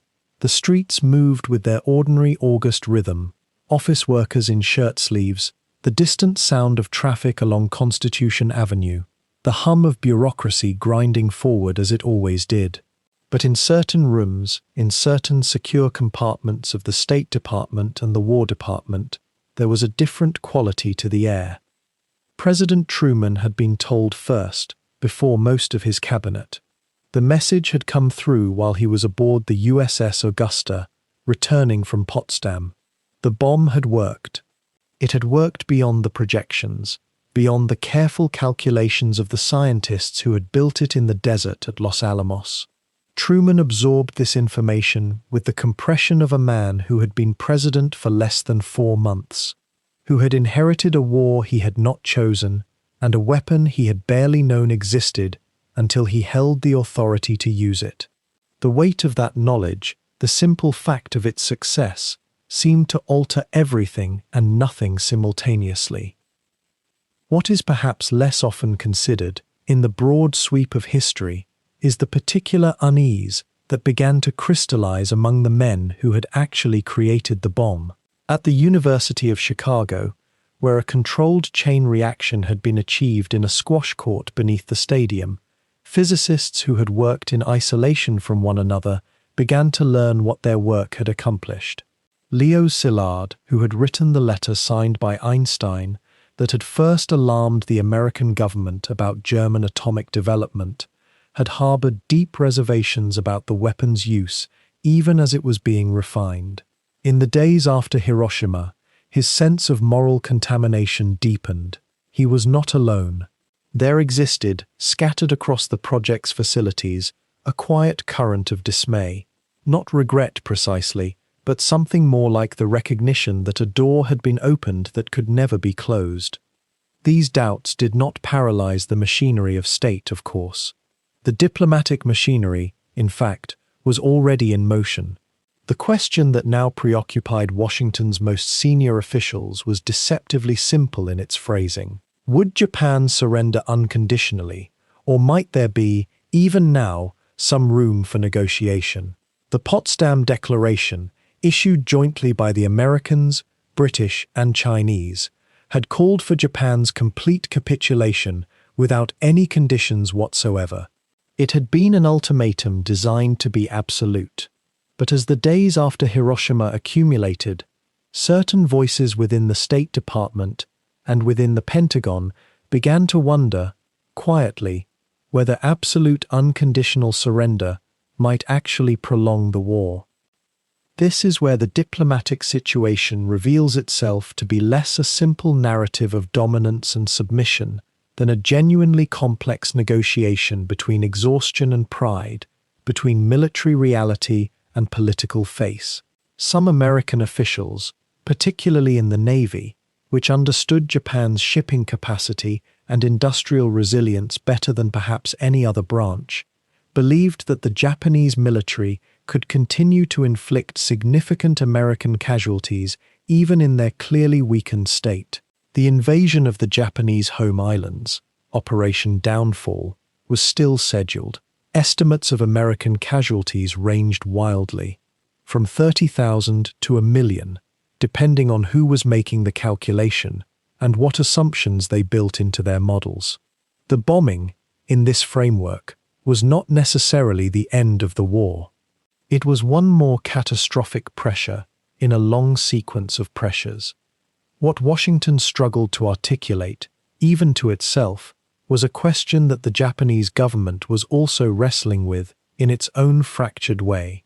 If surrender was inevitable, what price should be paid for it? For the Americans, the price was unconditional, or so the public position declared. And yet, even as Hiroshima's ashes still drifted across the Japanese countryside, American officials began receiving signals, fragmentary and uncertain, from Japanese diplomats abroad. A surrender might be possible, a surrender might be achievable, but perhaps not on the terms that had been so loudly and repeatedly proclaimed. The Swiss, serving as neutral intermediaries, transmitted Japanese interest in surrender. Swedish channels carried similar messages. but they came with a condition, or rather a question. What would happen to the emperor? This was not a minor point of diplomatic protocol. The preservation of the emperor, not merely his life, but his authority, his place in the constitutional and spiritual order of Japan, was the central question around which all of Japan's elite had organized their thinking. Could he remain? Could he retain some form of authority? Or would the American victory mean his absolute removal, his trial, perhaps his execution? In Washington, as in Tokyo, this question divided the room. Some officials argued that the unconditionality of the surrender must be genuine, that to exempt the emperor from occupation authority would be to leave fascism's seat of power intact. Others, perhaps with a more pragmatic sensibility, wondered whether a Japan that had preserved its emperor might actually be easier to govern, to stabilize, to integrate into whatever new international order would follow this war. There was also the matter of public opinion. Truman had to consider Congress, the American public, the families of soldiers who had died in this war. How would they receive a settlement that appeared to offer the enemy any terms at all? The days accumulated with an almost unbearable tension. Messages shuttled through neutral capitals. The American government, committed in principle to unconditional surrender, began internally debating the conditions under which it might accept a conditional one. This was not said directly. It was implied through careful language, through diplomatic channels, through signals sent and half received. The Japanese government, meanwhile, had sent its own inquiries. Could the emperor be preserved? Could Japan retain any of its territorial integrity? Could the military officers responsible for war crimes be protected from prosecution? And beneath all of this formal diplomatic choreography, there existed another layer of anxiety, the atomic scientists' growing conviction that they had fundamentally altered not just this war, but the nature of warfare itself. Some of them, the ones who had believed at the war's outset that building the bomb was a moral necessity to forestall German development, were now wrestling with the possibility that they had simply transferred the power to destroy civilization into the hands of their own government. This was not knowledge that could be unlearned. It was not a regret that could be reversed by any diplomatic settlement. It was the beginning of something new in human history, the atomic age, arriving not with fanfare, but with a kind of sick recognition that the world had changed in ways that could not be measured yet, only felt as a growing dread in the bones of those who understood what had been unleashed. Truman's decision-making in these 6 days between the bombs remains one of history's more contested periods. Did he authorize the destruction of Nagasaki because he believed Japan had not yet received the message? Because he wanted to demonstrate resolve to the Soviets, who had just declared war and were now invading Manchuria with a ferocity of their own? Or because the machinery of war, once set in motion toward a target, is simply too large and momentum-laden to stop? The historical record offers fragments but not certainty. What is clear is that Washington was not operating from a position of simple clarity.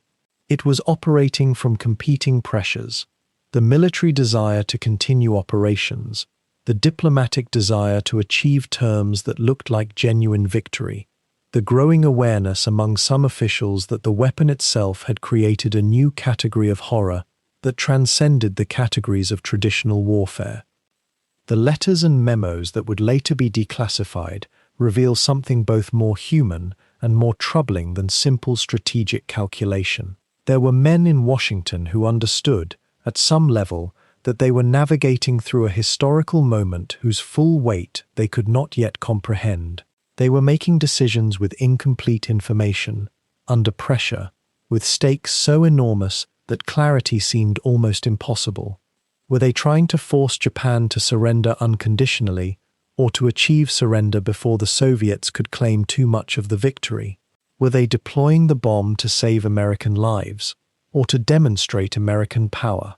The answer, almost certainly, is that they were doing all of these things simultaneously, each motivation nested within the others, like those small wooden dolls that open to reveal increasingly smaller versions of themselves. In Tokyo and Washington alike, across these 6 days, the machinery of state moved with its own internal logic, rarely pausing to acknowledge its own contradictions, driven forward by momentum and necessity, and the weight of decisions already made, toward an outcome that everyone could see approaching, but no one could quite control or fully explain. Beneath all the official silence and the fractured councils, there existed another world entirely, one of smoke-filled rooms and simple rooms alike, where survivors moved through the days that followed with a kind of stunned clarity that official histories often leave untouched. These were the ordinary people who had lived through something that language itself seemed to resist. In the days after the Hiroshima flash, a young woman named Michiko found herself walking through the city, what remained of it, searching for her sister. She had been in a textile factory, 3 kilometers from the hypocenter, when the light came. She remembered the sensation more than the sight of it, a warmth that made her skin feel suddenly loose from her body, and then the long, peculiar silence that followed, as if the sound itself had been displaced somewhere ahead of her, waiting to catch up. When it did, it came as a roar that pressed from all directions at once. She was knocked down but not killed, and in the hours that followed, as she moved through the transformed landscape, past buildings that had become suggestion rather than structure, past people whose injuries seemed to belong to another order of suffering entirely, she kept moving forward, not from hope, exactly, but from a kind of necessity that moved her legs independent of her thoughts. The search for her sister became a kind of meditation, a way of being present in a world that had become fundamentally absent.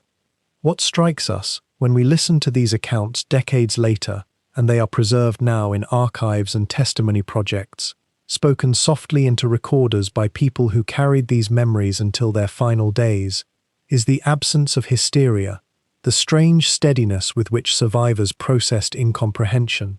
Perhaps this is the mind's mercy, a kind of threshold beyond which even terror becomes mute. Or perhaps it reflects something about the culture from which they came, a deep acceptance of natural disaster and sudden loss that had been woven into the Japanese consciousness through centuries of earthquakes and typhoons. This is not to diminish the horror, but rather to understand how people endured it, how consciousness finds a way to continue functioning even when the ground beneath everything has become unrecognizable. A man in his 40s, a former printer, wandered through what had been his neighborhood on the second day. His house no longer existed as a structure. It had become, simply, the place where his house had been.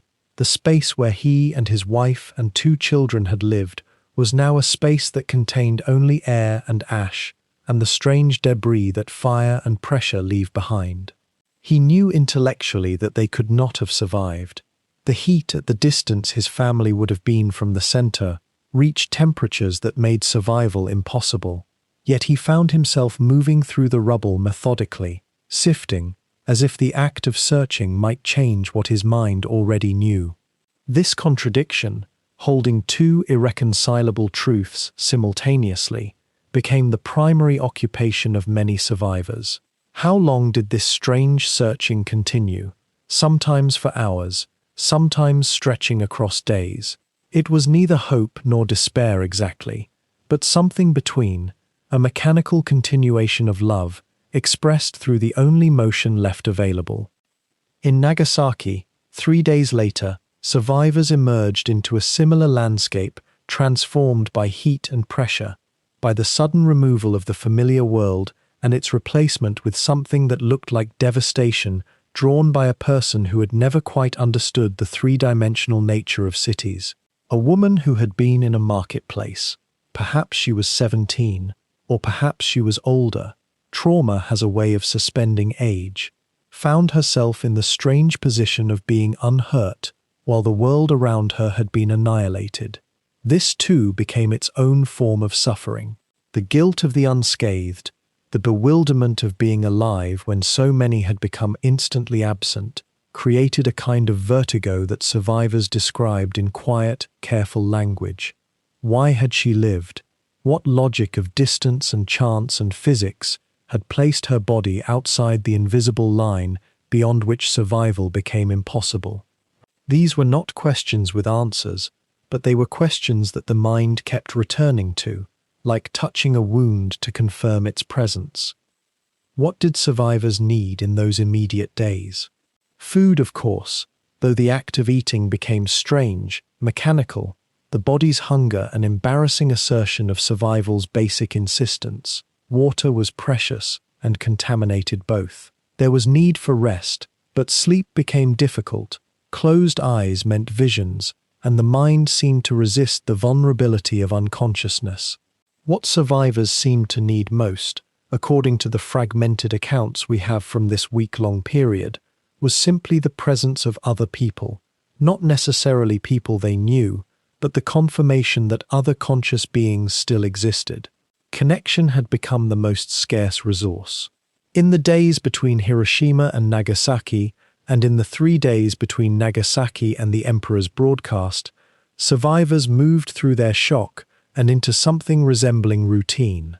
A woman tended to a neighbor's burns with strips of cloth and water, not because there was any medical knowledge guiding her hands, but because the act of caring seemed to assert some continuity with the world as it had been. A child, lost from her parents, attached herself to an older girl who had also become separated, and together they moved through the collapsed city, neither knowing where the other's family had lived, both finding comfort in the simple fact of companionship. An old man sat in what had been a public square and recited poetry, Shinto verses from memory, fragments of classical Japanese that belonged to another, older Japan, and these words seemed to help the people around him, not because they explained anything, but because the sound of language itself, used in its ancient forms, suggested that something of meaning and continuity persisted beneath the immediate catastrophe. These stories are not separate from the political narrative unfolding in Tokyo's bunkers and councils. They are the ground from which that narrative emerges. The decision-makers deliberating whether to surrender were deliberating, in a very real sense, about whether to continue a war that was producing precisely these moments. The widow, searching through rubble, the child comforting the child, the old man chanting old words against the silence. We might wonder, lying in this darkness, whether any of them could feel the weight of that human continuity, the exhaustion and persistence of the ordinary world pressing upward against the machinery of state and militarism. Did they sense it somehow? Did some faint knowledge of those burning cities and the people moving through them like ghosts reach into those sealed rooms where decisions were being made? Or did the abstractions of strategy and honor, of national will and sacred duty, create a complete and perfect separation between the world of deliberation and the world of lived suffering? This is the strange paradox of these 6 days.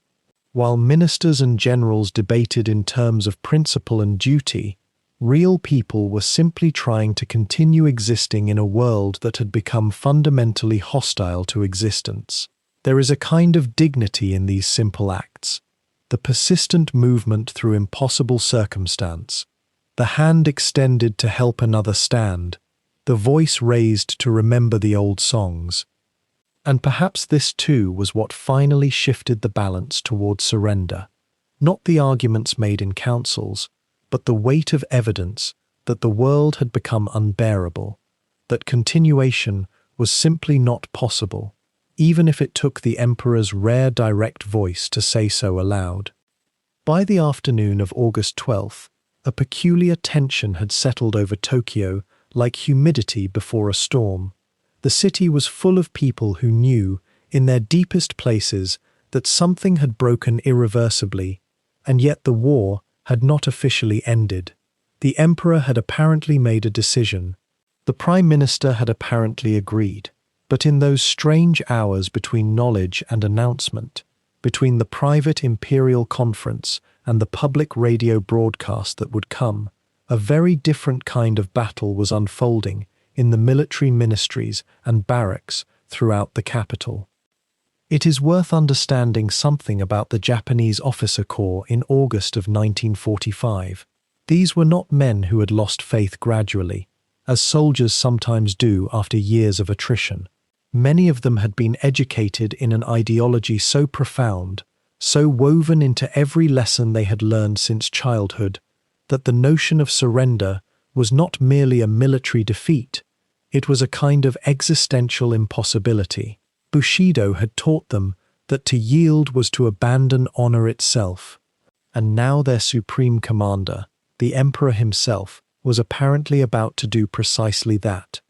The news of the decision, when it leaked, and such momentous things always leak in the hours before they are officially announced, spread through the officer corps like cold water through warm hands.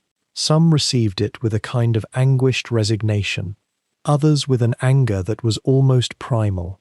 Among the younger officers, particularly those in the war ministry and in certain elite units near Tokyo, something more volatile began to crystallize.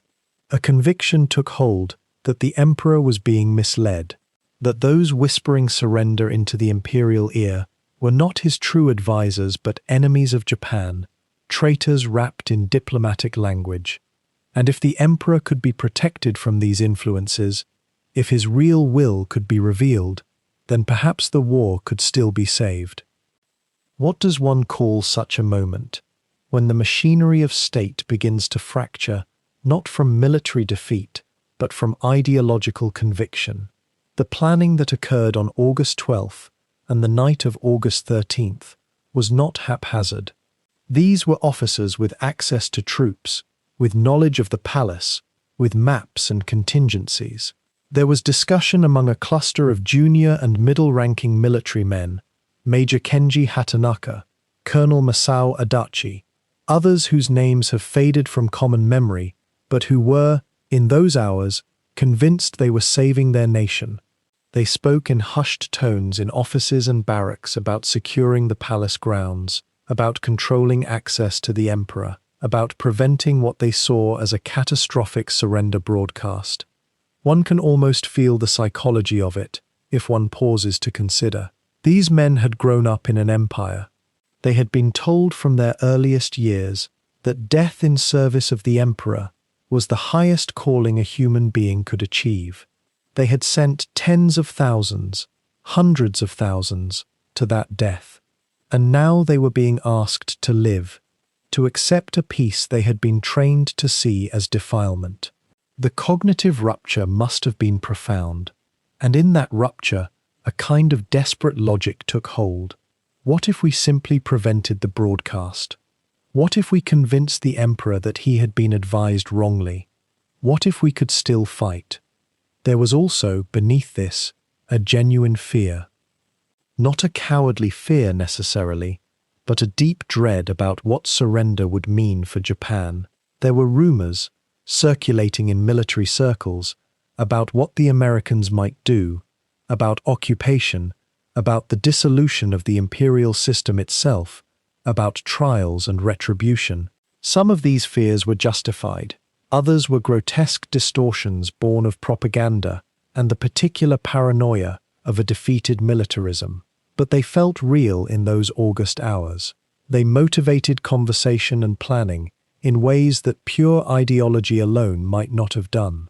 The government knew something of what was stirring. The Prime Minister, Kantaro Suzuki, was not unaware that forces within the military might attempt to interfere. He was an old man, 77 years old, and he had steered Japan toward this decision, knowing full well that he might not survive it. His security, such as it was arranged as quietly as possible. And yet the awareness that a coup, or an attempted coup, might be imminent, hung over everyone in the highest reaches of government on August 12th and 13th, like the threat of lightning. What is remarkable is how much of this remained hidden from ordinary Japanese citizens. The city was still under blackout. The radio was still issuing stern broadcasts about victory and perseverance. Families in their homes had no idea that men in uniform were gathering, planning, that the machinery of the state was fracturing even as it appeared, on the surface, to be holding firm. This is perhaps one of the most disorienting aspects of those 6 days, the absolute gulf between what was known in certain rooms and what was not known anywhere else. Most of Tokyo simply continued its existence in a kind of suspended animation, waiting, uncertain, still at war, by all official accounts, and yet sensing, somehow, that the war was already over. The fear among the loyalists to the surrender decision, and one should be careful about language here, because in that moment, the very question of what loyalty to Japan meant had become impossibly fractured, was not merely that a coup would occur, it was that it might succeed. It was that the momentum of military resistance, even from a position of total military defeat, might be sufficient to prevent the broadcast, to overturn the imperial decision, to drag Japan into a continuation of the war that would destroy not just what remained of the nation's cities, but the very institution of the emperor himself. Because if the military attempted a coup and failed, the Americans would surely occupy Japan and almost certainly dissolve the imperial system. But if they succeeded, Japan would descend into civil conflict at the precise moment when unity was most necessary for survival. One wonders, listening to the historical record from this distance, what those officers truly believed would happen if the war continued. Did they genuinely imagine that Japan could somehow recover, that new weapons or strategies might yet turn the tide? Or was it a kind of noble delusion, a refusal to accept reality not because they believed it was false, but because accepting it felt like a betrayal of everything they had lived for? The distinction is subtle but important. It suggests that this was not, perhaps, a rational debate between those who understood the war was lost and those who did not. It was a debate between those who could accept that loss and those for whom acceptance was not a strategic question but an ontological impossibility. In the barracks and offices, in the war ministry, and in the palace guard headquarters, the planning continued through the night of August 12th into August 13th. Messages were passed, arms were gathered, maps were studied, and all the while the emperor slept, or tried to sleep, in his chambers, unaware of the specific details, but keenly aware that something dark and volatile was gathering in the darkness around him. And the decision he had made, the sacred decision, as it had been called in that strange, whispered language of the imperial conference, hung suspended above everything, not yet announced, not yet fully real, but already beginning to tear the nation's military apart. In those final hours, with the shape of surrender no longer hidden but still unspoken aloud, there arose a curious and almost contradictory task. The Empire of Japan had to announce its end.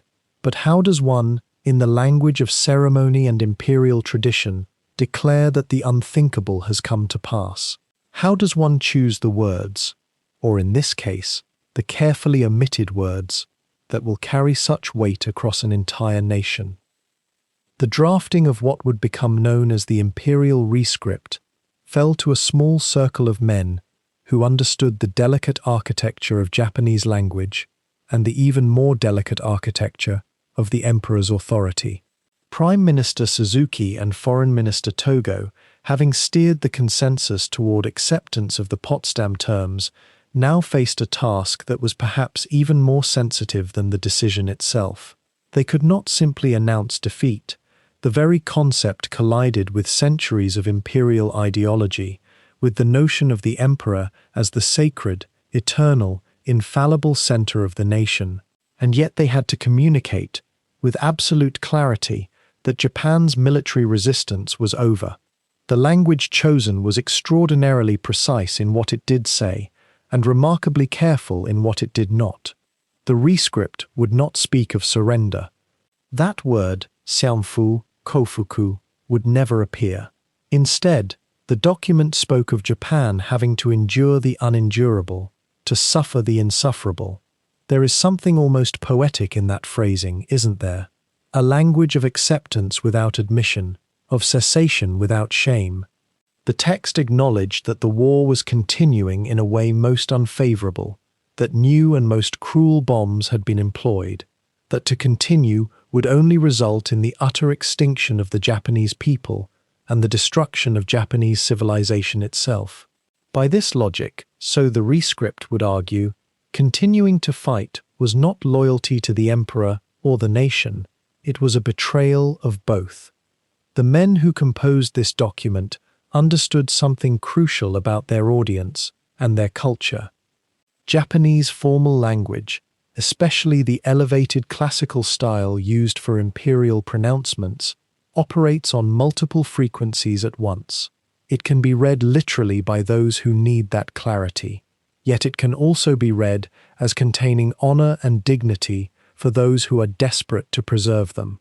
The rescript spoke of the emperor's acceptance of the Potsdam Declaration in order to save the Japanese people from utter destruction and in order to restore peace to all the nations of the world.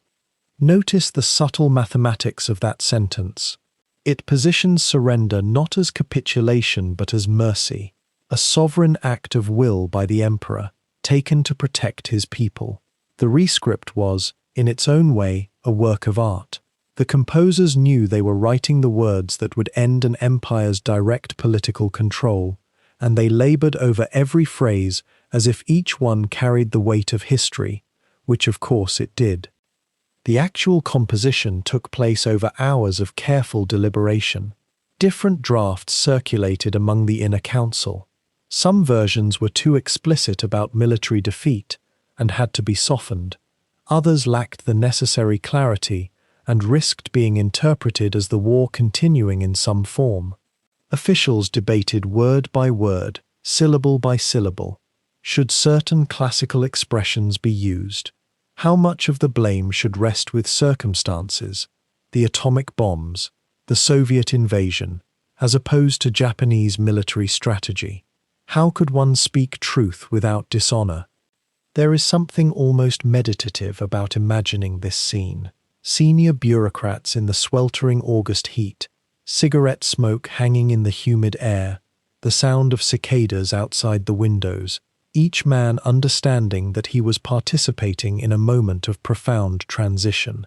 The language they were choosing would be heard by millions of Japanese people who had been told for years that victory was inevitable, that surrender was unthinkable. How do you suddenly tell a population that what was unthinkable must now be thought? And there was another layer to this task. The words had to be acceptable to the emperor himself. Hirohito, who spoke rarely and in carefully measured fashion even to his closest advisors, had to review and approve the rescript. That approval, though requested and received, was itself a form of communication. By accepting these particular words, this particular framing, the emperor was making a statement about the meaning of what was happening. He was saying, through his acceptance of their careful language, that this was indeed his decision, his will, his sacred judgment. Some scholars have noted, in analyzing these drafts, that the rescript walks a kind of philosophical tightrope. It does not ask the Japanese people to admit they were wrong. It does not ask them to despise their military or to renounce the ideas they had been taught. Instead, it asks them to do something perhaps more demanding in some ways, to trust the emperor's wisdom, to believe that the emperor, in his infinite insight and compassion, had decided that further resistance would not serve Japan or the Japanese people. This was a profound appeal to loyalty and faith, rather than to reason or national pride. The language also contained something almost protective. By framing surrender as something the emperor was choosing to do rather than something forced upon him, a distinction that depended on the reader's interpretation, it created space for Japanese people to grieve their nation's outcome while maintaining their attachment to the institution of the emperor. The emperor was not defeated. The emperor was acting with sovereignty. The nation might be brought to peace, but the sacred nature of the imperial institution would remain intact. Think for a moment about what this reveals about the craft of political communication, especially in moments of profound rupture and loss. The men who were drafting this rescript understood that nations do not process catastrophe through reason alone. They process it through ritual, through language, through the symbolic resonances that connect present to past. By choosing to speak of enduring the unendurable rather than accepting defeat, they were offering their people a way to integrate this loss into a larger story of sacrifice and loyalty, rather than allowing it to be experienced simply as humiliation. The final version of the rescript would be read aloud by the emperor himself, just over a day later, on August 15th. But during this night of August 14th, and into the early morning of August 15th, the document underwent its final refinements. Court officials, advisors, and a handful of military figures had input. The language was tested against protocol, against tradition, against the sound of it when spoken aloud. Would it communicate what needed to be communicated? Would it be received as an authentic expression of the emperor's will? Would it hold meaning, not just in the moment, but in the memory of it, years and decades hence? There was also, one might imagine, a quality of finality to this process. Once these words were fixed, once they were approved for utterance, the die would be cast. There could be no more negotiation, no more possibility that events might shift Japan back toward continued resistance. The language itself was a form of commitment, a sealing of the decision through the formality of imperial communication. And so the men who composed it worked with an almost sacred sense of responsibility, knowing that these particular phrases, in this particular order, would be among the most significant words spoken in the 20th century. The draft of the imperial rescript lay on the emperor's desk in those final hours before dawn, the characters inked with a precision that seemed almost merciful in their formality. It was August 14th, well into the night, and across Tokyo, the city lay under its familiar blanket of blackout and silence. Few people knew what had already been decided in the imperial conference room just hours before. The emperor had broken the deadlock. His sacred decision had been made, and yet even in that crystalline moment of resolution, the machinery of surrender had not stopped grinding forward. It had only begun. By late evening, certain elements within the Japanese military had become aware of what was about to happen. Word spread through the lower ranks like a cold current. There would be a broadcast at noon on the 15th. The emperor himself would address the nation. What he would say was still unclear to most, but the very fact that he would speak publicly, his voice, which almost no one had ever heard, suggested something unprecedented, something final. And to the most devoted officers in the imperial army, to those young men who had been raised on the philosophy of Gyokusai, of honorable resistance unto death, the idea that their emperor might announce surrender was not merely a defeat to be accepted. It was a betrayal of everything their generation had been taught to believe in. In the barracks and offices around the imperial palace, a kind of feverish urgency began to build. Some officers spoke openly of preventing the broadcast. Others moved more quietly, making phone calls, gathering sympathetic men, discussing the possibility that they might need to act to protect the emperor from what they saw as his own weakness, or worse, the influence of the court advisors who wanted peace. There was a sense, among these men, that they possessed a kind of purity of purpose that the civilians and even some of the senior generals no longer held. They believed they were the true guardians of the Japanese spirit. They were not entirely wrong in their own moral universe. They simply could not accept that their moral universe was dying. Around midnight, perhaps an hour or so into the 15th of August, the movements began. A group of young officers, many of them still in their 20s and 30s, decided that the time for discussion had ended. They had to act. They had to try, at least. Their plan, if it could be called a plan, was direct and desperate.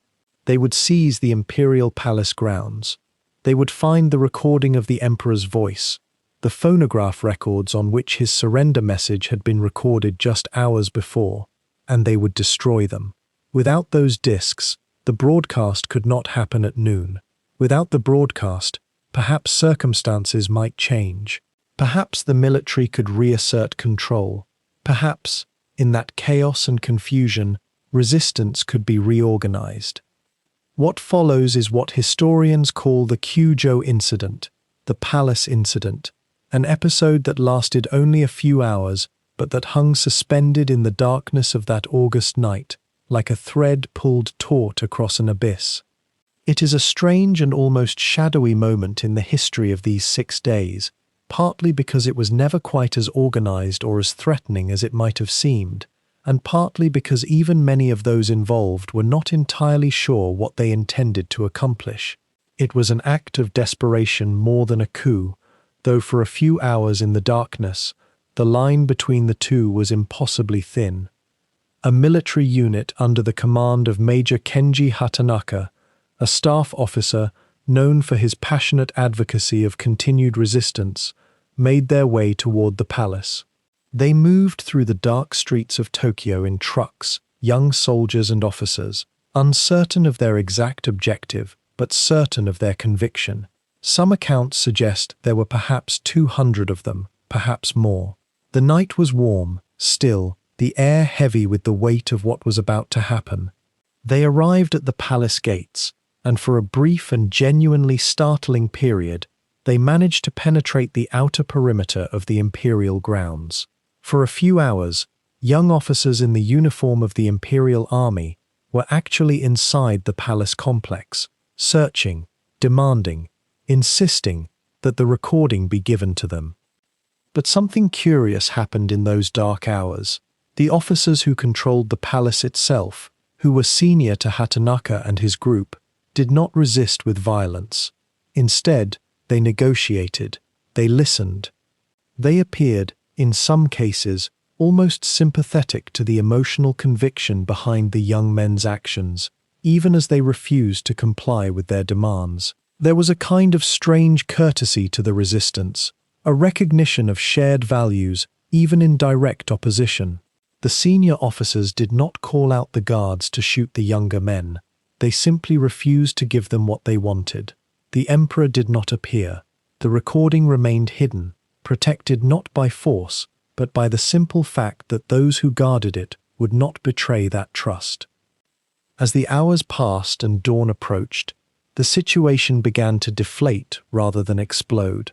Some of the young officers grew confused about what to do next. Some, it seems, became increasingly aware that their action, whatever its moral purity, was not going to succeed. The emperor was not going to change his mind. The recording was not going to be found and destroyed.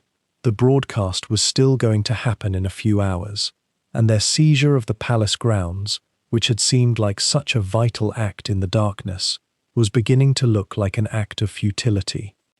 By early morning, perhaps around 6 or 7 o'clock, as the light began to shift toward dawn, the officers and soldiers who had occupied the palace grounds began to withdraw.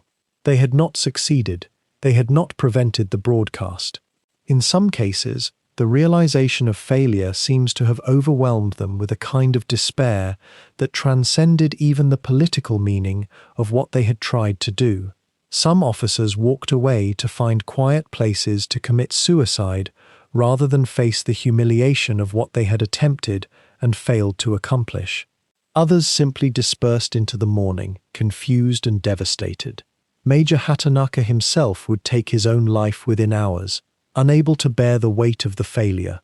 The Kyūjō Incident, this strange and shadowed episode, lasted only a few hours.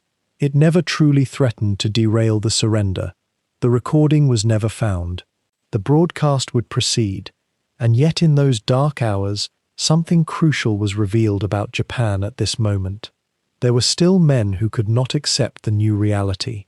There were still pockets of the old Japan, the imperial Japan, the Japan of absolute loyalty and absolute refusal, still fighting desperately against the machinery of change.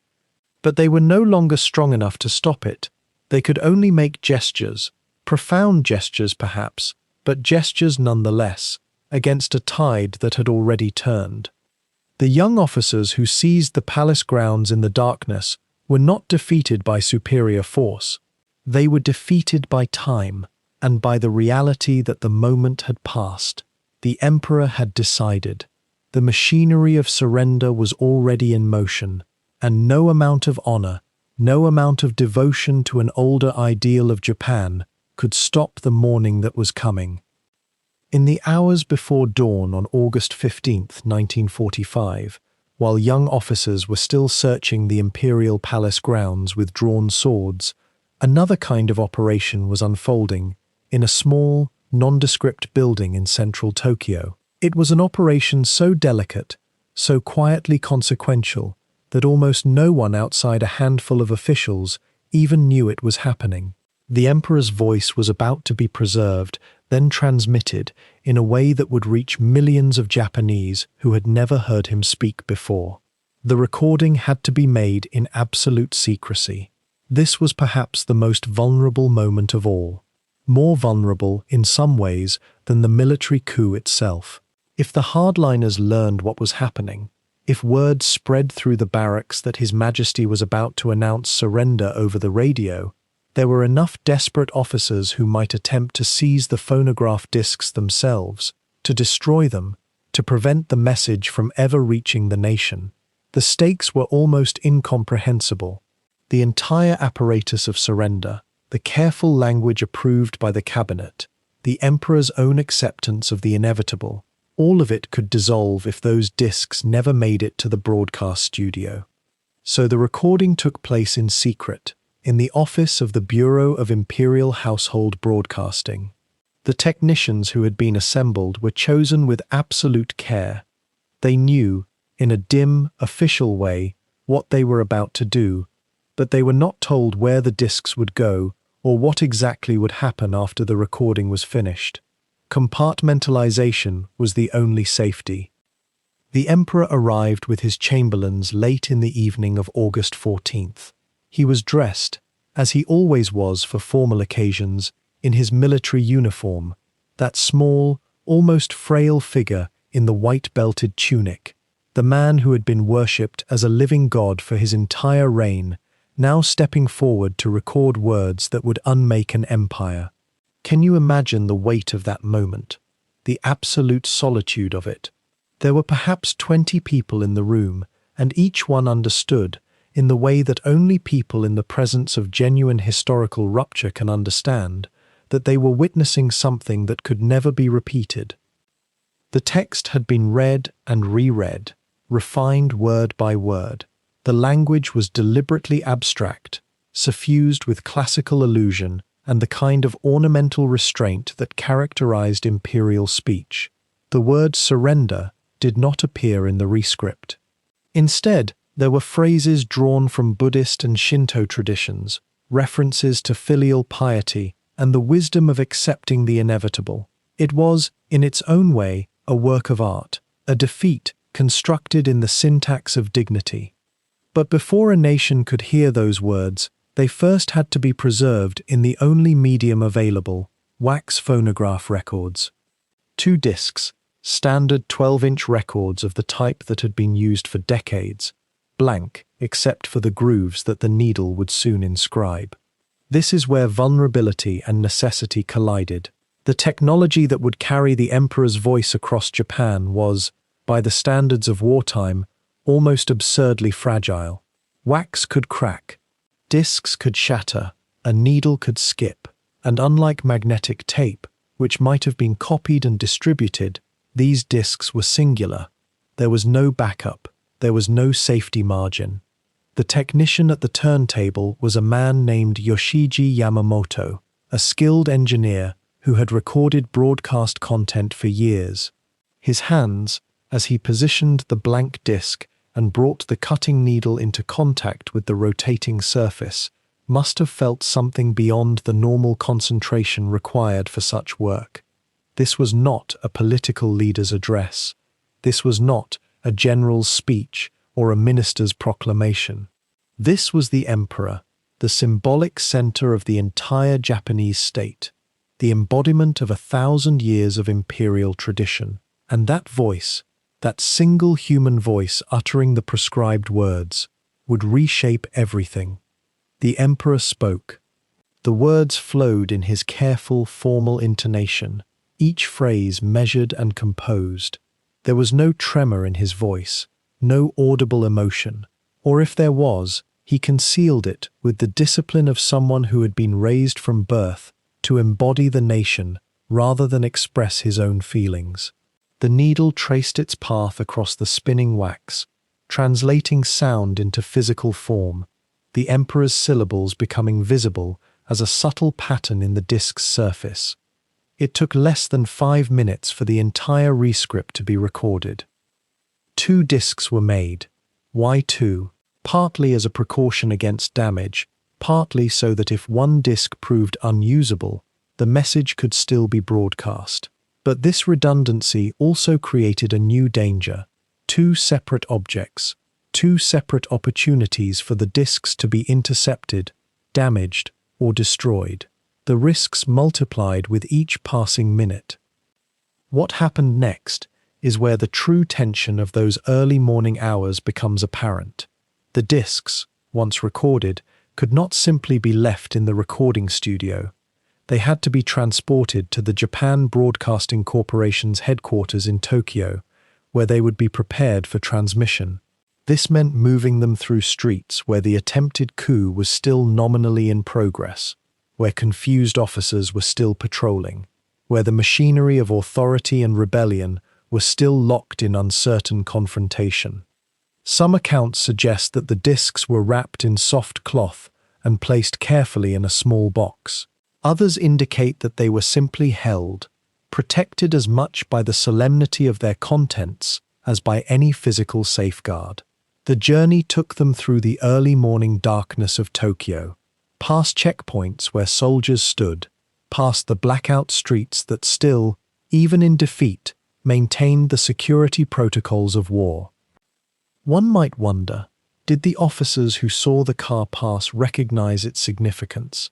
Did they comprehend that inside that vehicle was the entire future of Japan, compressed into grooves of wax? Almost certainly not.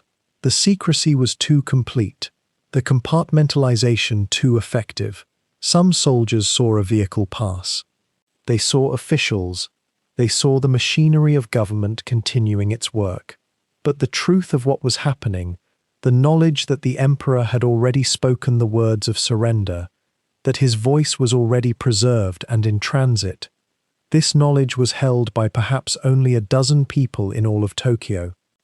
The discs arrived at the broadcasting headquarters.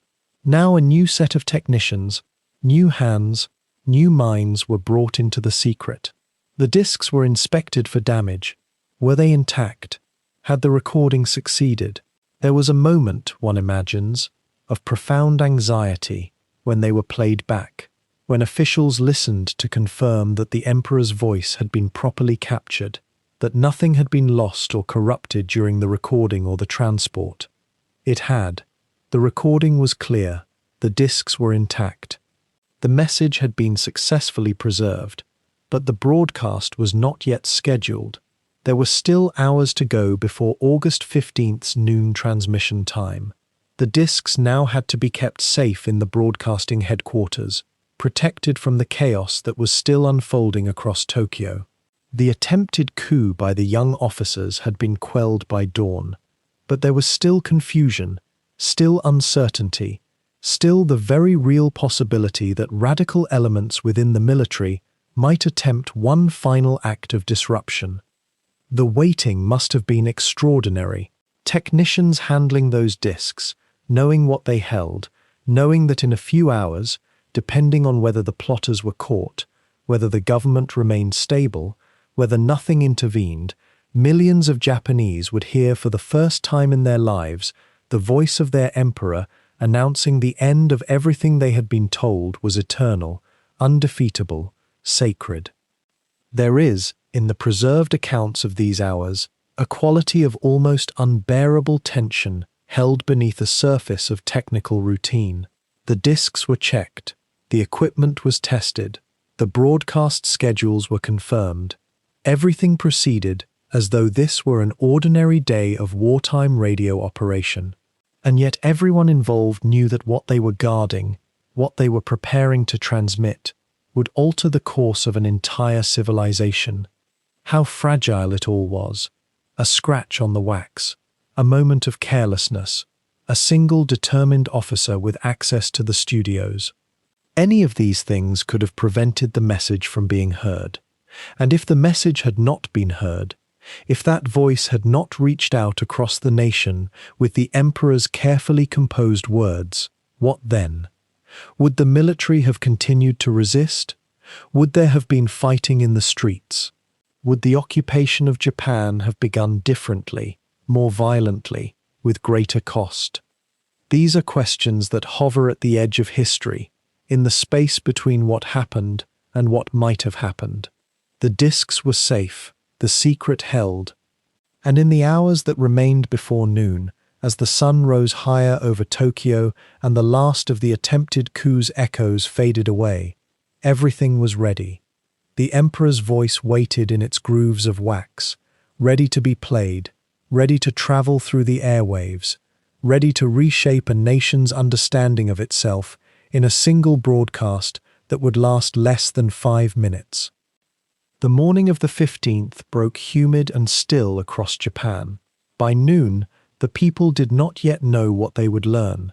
They knew only the weight of waiting, the particular exhaustion that comes after days of impossible news arriving in fragments.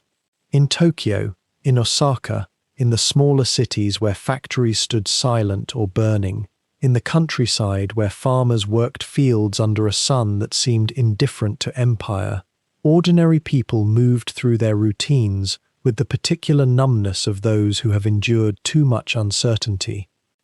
The radio had been their companion through the war. It spoke to them of victories when victories had grown scarce, of duty and sacrifice, of the emperor's wisdom guiding the nation through trials that seemed to have no end. The radio was where official truth lived. And so when word began to spread through neighborhoods, whispered from house to house, that there would be a broadcast at noon from the imperial household, something shifted in the collective body of the nation. This was not ordinary. This was unprecedented. Across the country, families gathered. In homes where a radio existed, and by 1945, many did, though fuel for anything else had long since dried up, people came together. Neighbors called to neighbors. Workers in small offices paused. In some places, they gathered in the streets around public radios, though such gatherings had become cautious, watched things in those final days. The time approached, 12 o'clock drawing near like a held breath. What they did not know, what could not be known outside the circle of those who had made the decision, was that they were about to hear something that had never happened before in the memory of any living person. The emperor's voice. Not a statement read by a broadcaster in his name, not a message relayed through official channels, but Hirohito himself, speaking directly to his people. In Japanese history, in the very structure of imperial authority, the emperor's voice was sacred, distant, almost supernatural in its removal from ordinary hearing. He did not speak, he was spoken for. He existed in a realm above speech, and yet the wax recordings had been made. 2 of them, in fact, prepared against the possibility that one might be lost or damaged before reaching the radio station. The discs sat fragile as eggshells, containing within their grooves the voice of a man who had been at the absolute center of every decision, every war plan, every desperate hope and bitter necessity for 4 years. The recordings had been transported through the night with an almost ritualistic care, guarded against accident, against the possibility that hardliners might attempt to intercept them. They were perhaps the most valuable objects in Japan at that moment. They held the future itself. The broadcast began. And something happened in homes across the country that had perhaps never happened quite this way before. The static cleared. A voice emerged. Formal, distant, speaking a version of Japanese, elevated and archaic enough that many ordinary people would struggle to fully comprehend every word. But there was no mistaking the nature of what was being said. The voice spoke of having issued an imperial rescript. It spoke of having endured the unendurable, of having suffered the insufferable. There was a particular phrase that would become famous in later tellings, the phrase about the enemy having employed a new and most cruel bomb. The description was almost gentle, considering what it meant. People knelt. In homes across the nation, as the voice continued, many people found themselves kneeling, a gesture that arose from something deeper than conscious thought, something rooted in a lifetime of cultural formation and spiritual practice. Some wept, some sat in a kind of stunned silence, struggling to understand. The voice spoke of preserving the nation by accepting the Potsdam terms. It spoke of devotion, of loyalty, of the difficult path ahead. What it did not say, what could never quite be said in this moment, was the word surrender itself. The discourse was elegant, almost poetic in its refusal of the most direct language. The nation was not defeated. Rather, circumstances had required a change of direction, a new chapter. The elderly heard it differently than the young. Those who had lived through previous eras of Japan, who could remember the Meiji Restoration or the early days of the 20th century, heard in that voice a certain continuity, even amid rupture. The war was ending, but the emperor remained. That was perhaps the most extraordinary and fragile part of what had been negotiated in those final hours. That Hirohito would survive, that the imperial system would persist, even as the imperial project in the Pacific came to its end. For many, this was the crucial thing. The nation might be transformed, but its sacred center would endure. For younger soldiers listening in barracks or in the remnants of military installations, the response was more complicated.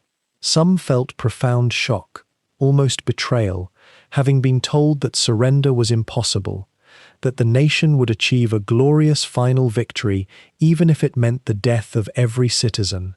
Others felt, perhaps, a kind of relief that was immediately suffused with shame, because relief in this moment seemed like disloyalty, seemed like weakness.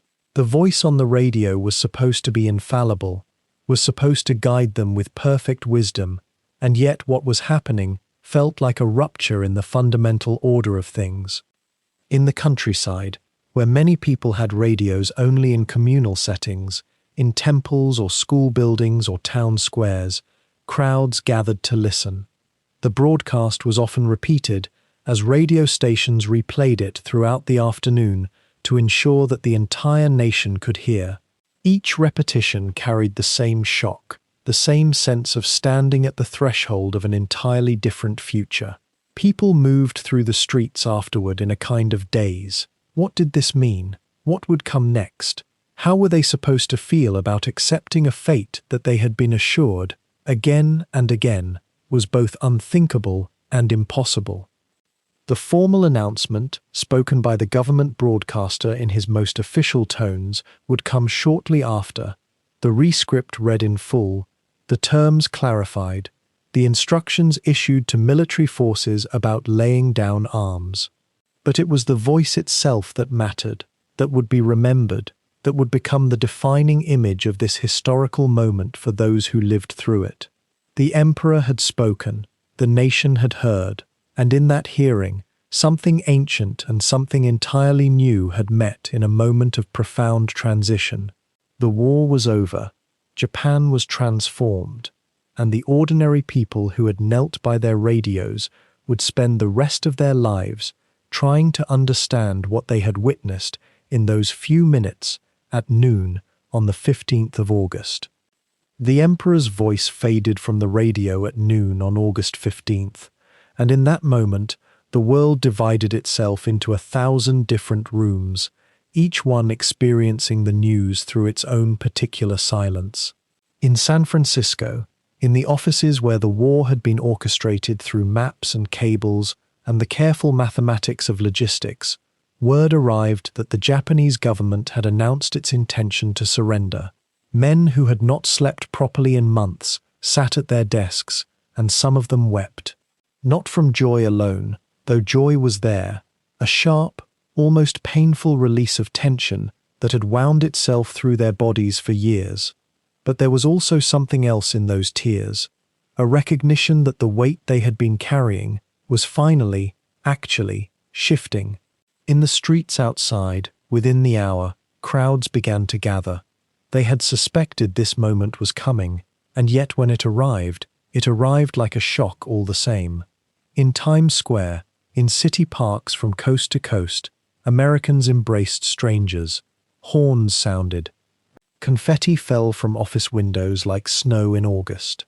Yet if you had been close enough to listen, beneath the celebration, you might have heard something quieter, the soft, almost private exhale of people learning they would live, mothers whose sons would come home, wives whose husbands would return.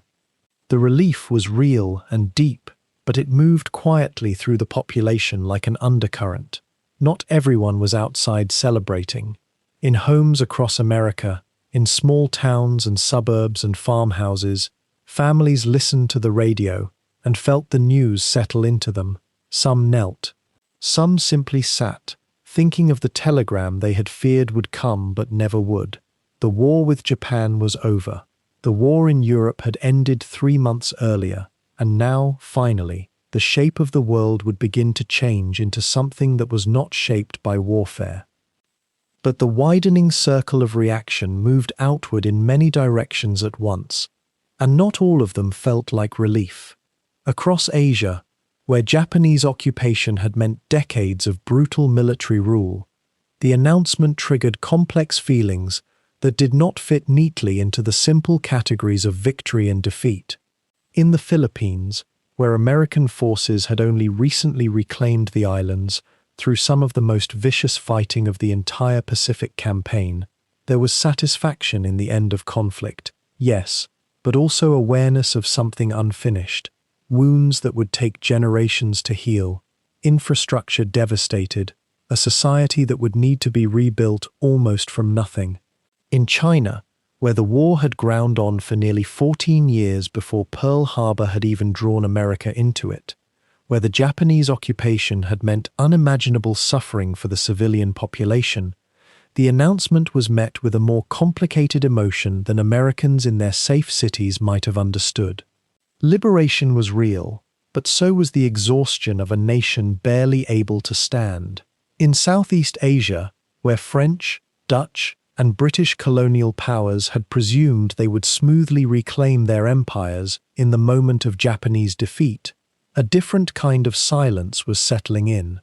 Local independence movements, emboldened by years of Japanese rule that had weakened colonial authority, were beginning to sense an opportunity. The end of one empire, they understood, did not automatically mean the return of another.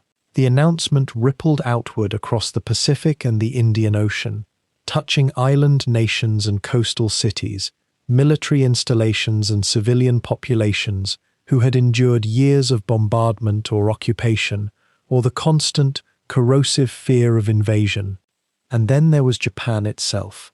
In Tokyo, in the hours after the broadcast, the streets were not filled with celebration. They were filled, instead, with a kind of stunned grief that had no immediate outlet. How does a nation mourn its own defeat? How does a people process the fact that the war they had been told they would win, the war they had been told was a sacred duty, was instead a catastrophe that had cost them millions of lives and left their cities in ruins? The broadcast itself had been cryptic to ordinary citizens. The emperor's language was formal and ceremonial, heavy with classical references that required some education to fully understand. But the message beneath the careful words was unmistakable. Japan had lost. The war was over. They had been defeated. For some Japanese citizens, particularly those who had begun to suspect, as the bombs fell on city after city, that victory was impossible, there was relief mixed with the grief. The suffering would stop. Their children would not have to die in a final, doomed defense of the homeland. The government had spoken of Gyokusai, that honorable death in the moment of final defeat, and many ordinary people had understood that this meant the entire population might be expected to commit mass suicide rather than surrender. That this had not happened, that the emperor himself had forbidden it by announcing the end, was a form of mercy that some could recognize even in their shock and shame. But for others, the announcement was a betrayal so profound that it seemed almost incomprehensible. Military officers, particularly younger men who had been raised entirely within the culture of Bushido and absolute loyalty, felt something like a shattering in their sense of what was true. They had believed, because they had been taught to believe, that surrender was impossible, that it was better to die than to submit. Some of them would spend the rest of their lives wrestling with this moment, trying to understand how their entire moral universe could have been overturned by the voice of the emperor on a radio broadcast. Families gathered in their homes, listening to the radio, and then sat in silence, unsure what to feel or say. In the countryside, where bombing had been less intense than in the cities, people heard the news and felt the weight of it settling like ash. In the bombed-out ruins of Hiroshima and Nagasaki, where survivors were still struggling to comprehend what had happened, still searching for loved ones in the devastation, the announcement of surrender seemed almost irrelevant to the immediate struggle to survive and understand the catastrophe that had been visited upon them. And yet it changed everything. The bombing would stop, the war was over. Whatever came next would come next. The complexity of Japan's reaction in those first hours and days after the broadcast reveals something essential about what surrender meant in the context of a total war fought between incompatible worldviews. For Americans, the end of the war meant the end of a conflict, the beginning of the journey home, the restoration of a recognizable peace. For Japanese, it meant something closer to a rupture in the fabric of their understanding. The nation they had believed in, led by the emperor they had been taught was sacred and infallible, had turned out to be neither invincible nor, in the eyes of many, true to the values they had been told it embodied. Soldiers in the field, many of them still unaware that the war had ended, continued to fight for hours, sometimes for days after the broadcast, because they had not received official orders to stop. Pockets of Japanese troops in remote islands and isolated garrisons would not learn of the surrender for weeks or even months. A few Japanese soldiers, it would later emerge, never truly accepted the surrender at all, hiding in caves and jungles for decades, only slowly and reluctantly acknowledging that the war they had fought in had actually ended. This fracturing of experience, the American relief, the complex Asian liberation, the Japanese grief and shame and confusion, was perhaps the truest reflection of what the war had been. It had not been a simple conflict between good and evil, though both sides certainly believed that to be the case. It had been, instead, a massive upheaval in the structure of the world, and its ending was not the restoration of something that had existed before, but the beginning of something entirely new. And in those first hours and days after the emperor's broadcast, across all these different places and among all these different peoples, there was a common thread running beneath the varying emotions, the simple, profound relief that the killing had stopped. Whatever came next, whatever the moral complexities and the political uncertainties, the war itself was over. The machines of destruction would, at last, fall silent. 6 days. When you consider the breadth of human history, 6 days seems almost too small a measure for what unfolded. And yet, in those 6 days between August 6th and August 15th, the entire momentum of the 20th century pivoted.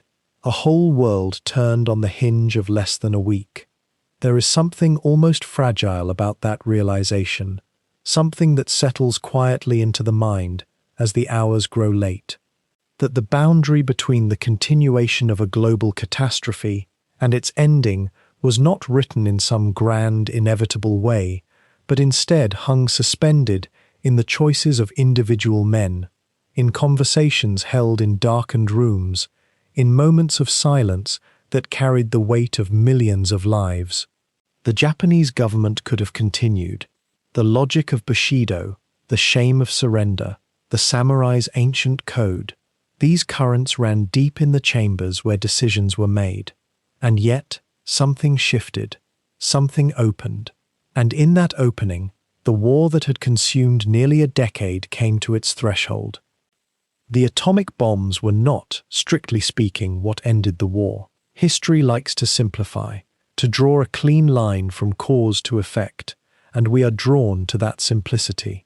But the evidence, when you follow it gently backward, suggests something more intricate. The Soviets' entry, the cumulative weight of firebombing campaigns that had already destroyed Japan's industrial heart, the blockade that had turned cities into places of hunger, these had already begun the slow work of transformation. The bombs accelerated what was already moving, gave a shape and a terrible urgency to what had been diffuse suffering.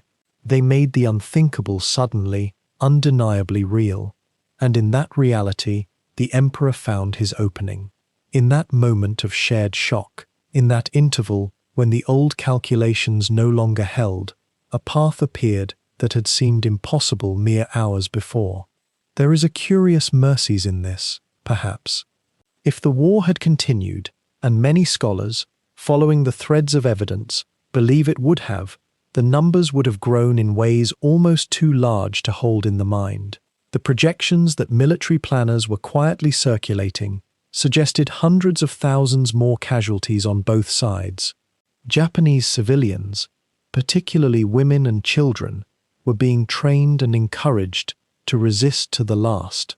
There was a logic, a dark internal consistency to the argument that surrender was dishonor, that death was preferable. Yet within 6 days, that logic had broken.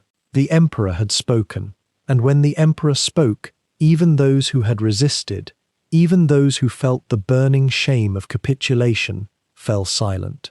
There was a hierarchy to obedience in Japan, and it went beyond reason, beyond even the warrior's code. It went to something more ancient, more rooted in the Japanese understanding of divine order. And so those 6 days became, in retrospect, a kind of narrow door through which the world passed, a door that could have remained closed, a door that might have stayed shut if any single element had shifted even slightly, if the Emperor had remained silent, if the hardline faction had succeeded in its coup, if Tokyo had received different intelligence, if the diplomatic language coming from America had been even slightly less accommodating on the question of the Emperor's fate. How many times in those days did the future of the world depend on a choice that could have gone otherwise? History, when you study it closely, is full of such thresholds. But this one carried a particular brightness, a particular weight. It stood at the moment when humanity had first grasped its own capacity for total annihilation, had looked into that abyss, and had turned away. Not from wisdom alone, and not from moral clarity. The decision was made by political pragmatism, by military calculation, by cultural tradition, by the accident of where diplomatic lines had been drawn. But in the turning away, something happened. A precedent was set, fragile though it was, for a different way forward. In the years that followed, in the Cold War that bloomed immediately from the ashes of the Second Conflict, the world often felt as though it was teetering again on that same precipice. The atomic bomb had not disappeared with Japan's surrender. It had proliferated, and yet, across decades, across crises that brought humanity closer to the brink than most of us remember or know, that first turning away, that moment when Japan chose the door through the Emperor's voice rather than the path of mutual destruction, held as a kind of model. An almost unspoken agreement that even when everything seemed to demand it, Even when honor and ideology and strategy all seem to point toward escalation, there might be another choice. There might be a moment, a narrow window, where turning away was still possible. The survivors of Hiroshima and Nagasaki, in the decades that followed, became the living memory of what those 6 days had prevented from becoming total. Each one of them, in a sense, represented not just the suffering that had already occurred, but the suffering that had been arrested. The war had ended. The guns had fallen silent. The cities, though devastated, could begin to rebuild. And in that rebuilding, in the gardens that grew back, in the temples that were restored, in the ordinary lives that resumed, there was a kind of grief that was also, inexplicably, mixed with gratitude. We do not often speak of it this way. The Second World War's ending is usually told as a kind of moral climax, a moment when good prevailed over evil, when the forces of democracy defeated fascism. And there is truth in that narrative. But the 6 days between the bombs and the surrender tell a different, quieter story. They tell the story of how even the most rigid of systems can contain within itself the capacity for change. How even in the midst of catastrophe, when every institutional momentum pushes toward escalation, a different choice remains possible if someone, in this case, a man who had been largely silent throughout the war, suddenly speaking with an authority that could not be gainsaid, is willing to bear the weight of making it.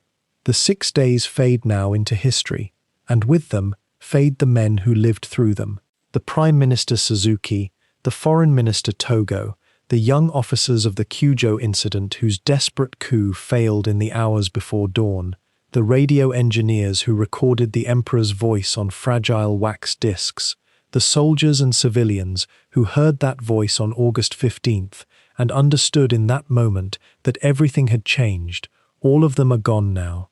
Their world is gone, and yet what they did in those 6 days remains, woven into the fabric of how the world understands itself, how it manages its weapons, how it holds back from the edge when pulling back seems impossible. The cicadas that sang through the nights of August 1945 are gone too, but other cicadas sing now, in those same places, in rebuilt cities and gardens that have grown back. There is a kind of peace in that continuation, in the simple fact of cicadas still singing in summer nights in Japan. It is not a spectacular peace, not a triumph, not a resolution that brings closure. It is instead the quiet, ordinary peace of a world that did not end, of a future that was not foreclosed, of a second chance that was barely, improbably, granted and seized and held on to. As you drift now into sleep, carrying the weight and the wonder of those 6 days with you, consider this. The world is more fragile than we often allow ourselves to know, and yet more resilient, that the future is never written until it is lived, and that even when everything seems to demand one outcome, an opening can appear. And in that opening, if someone speaks with enough clarity, if the moment aligns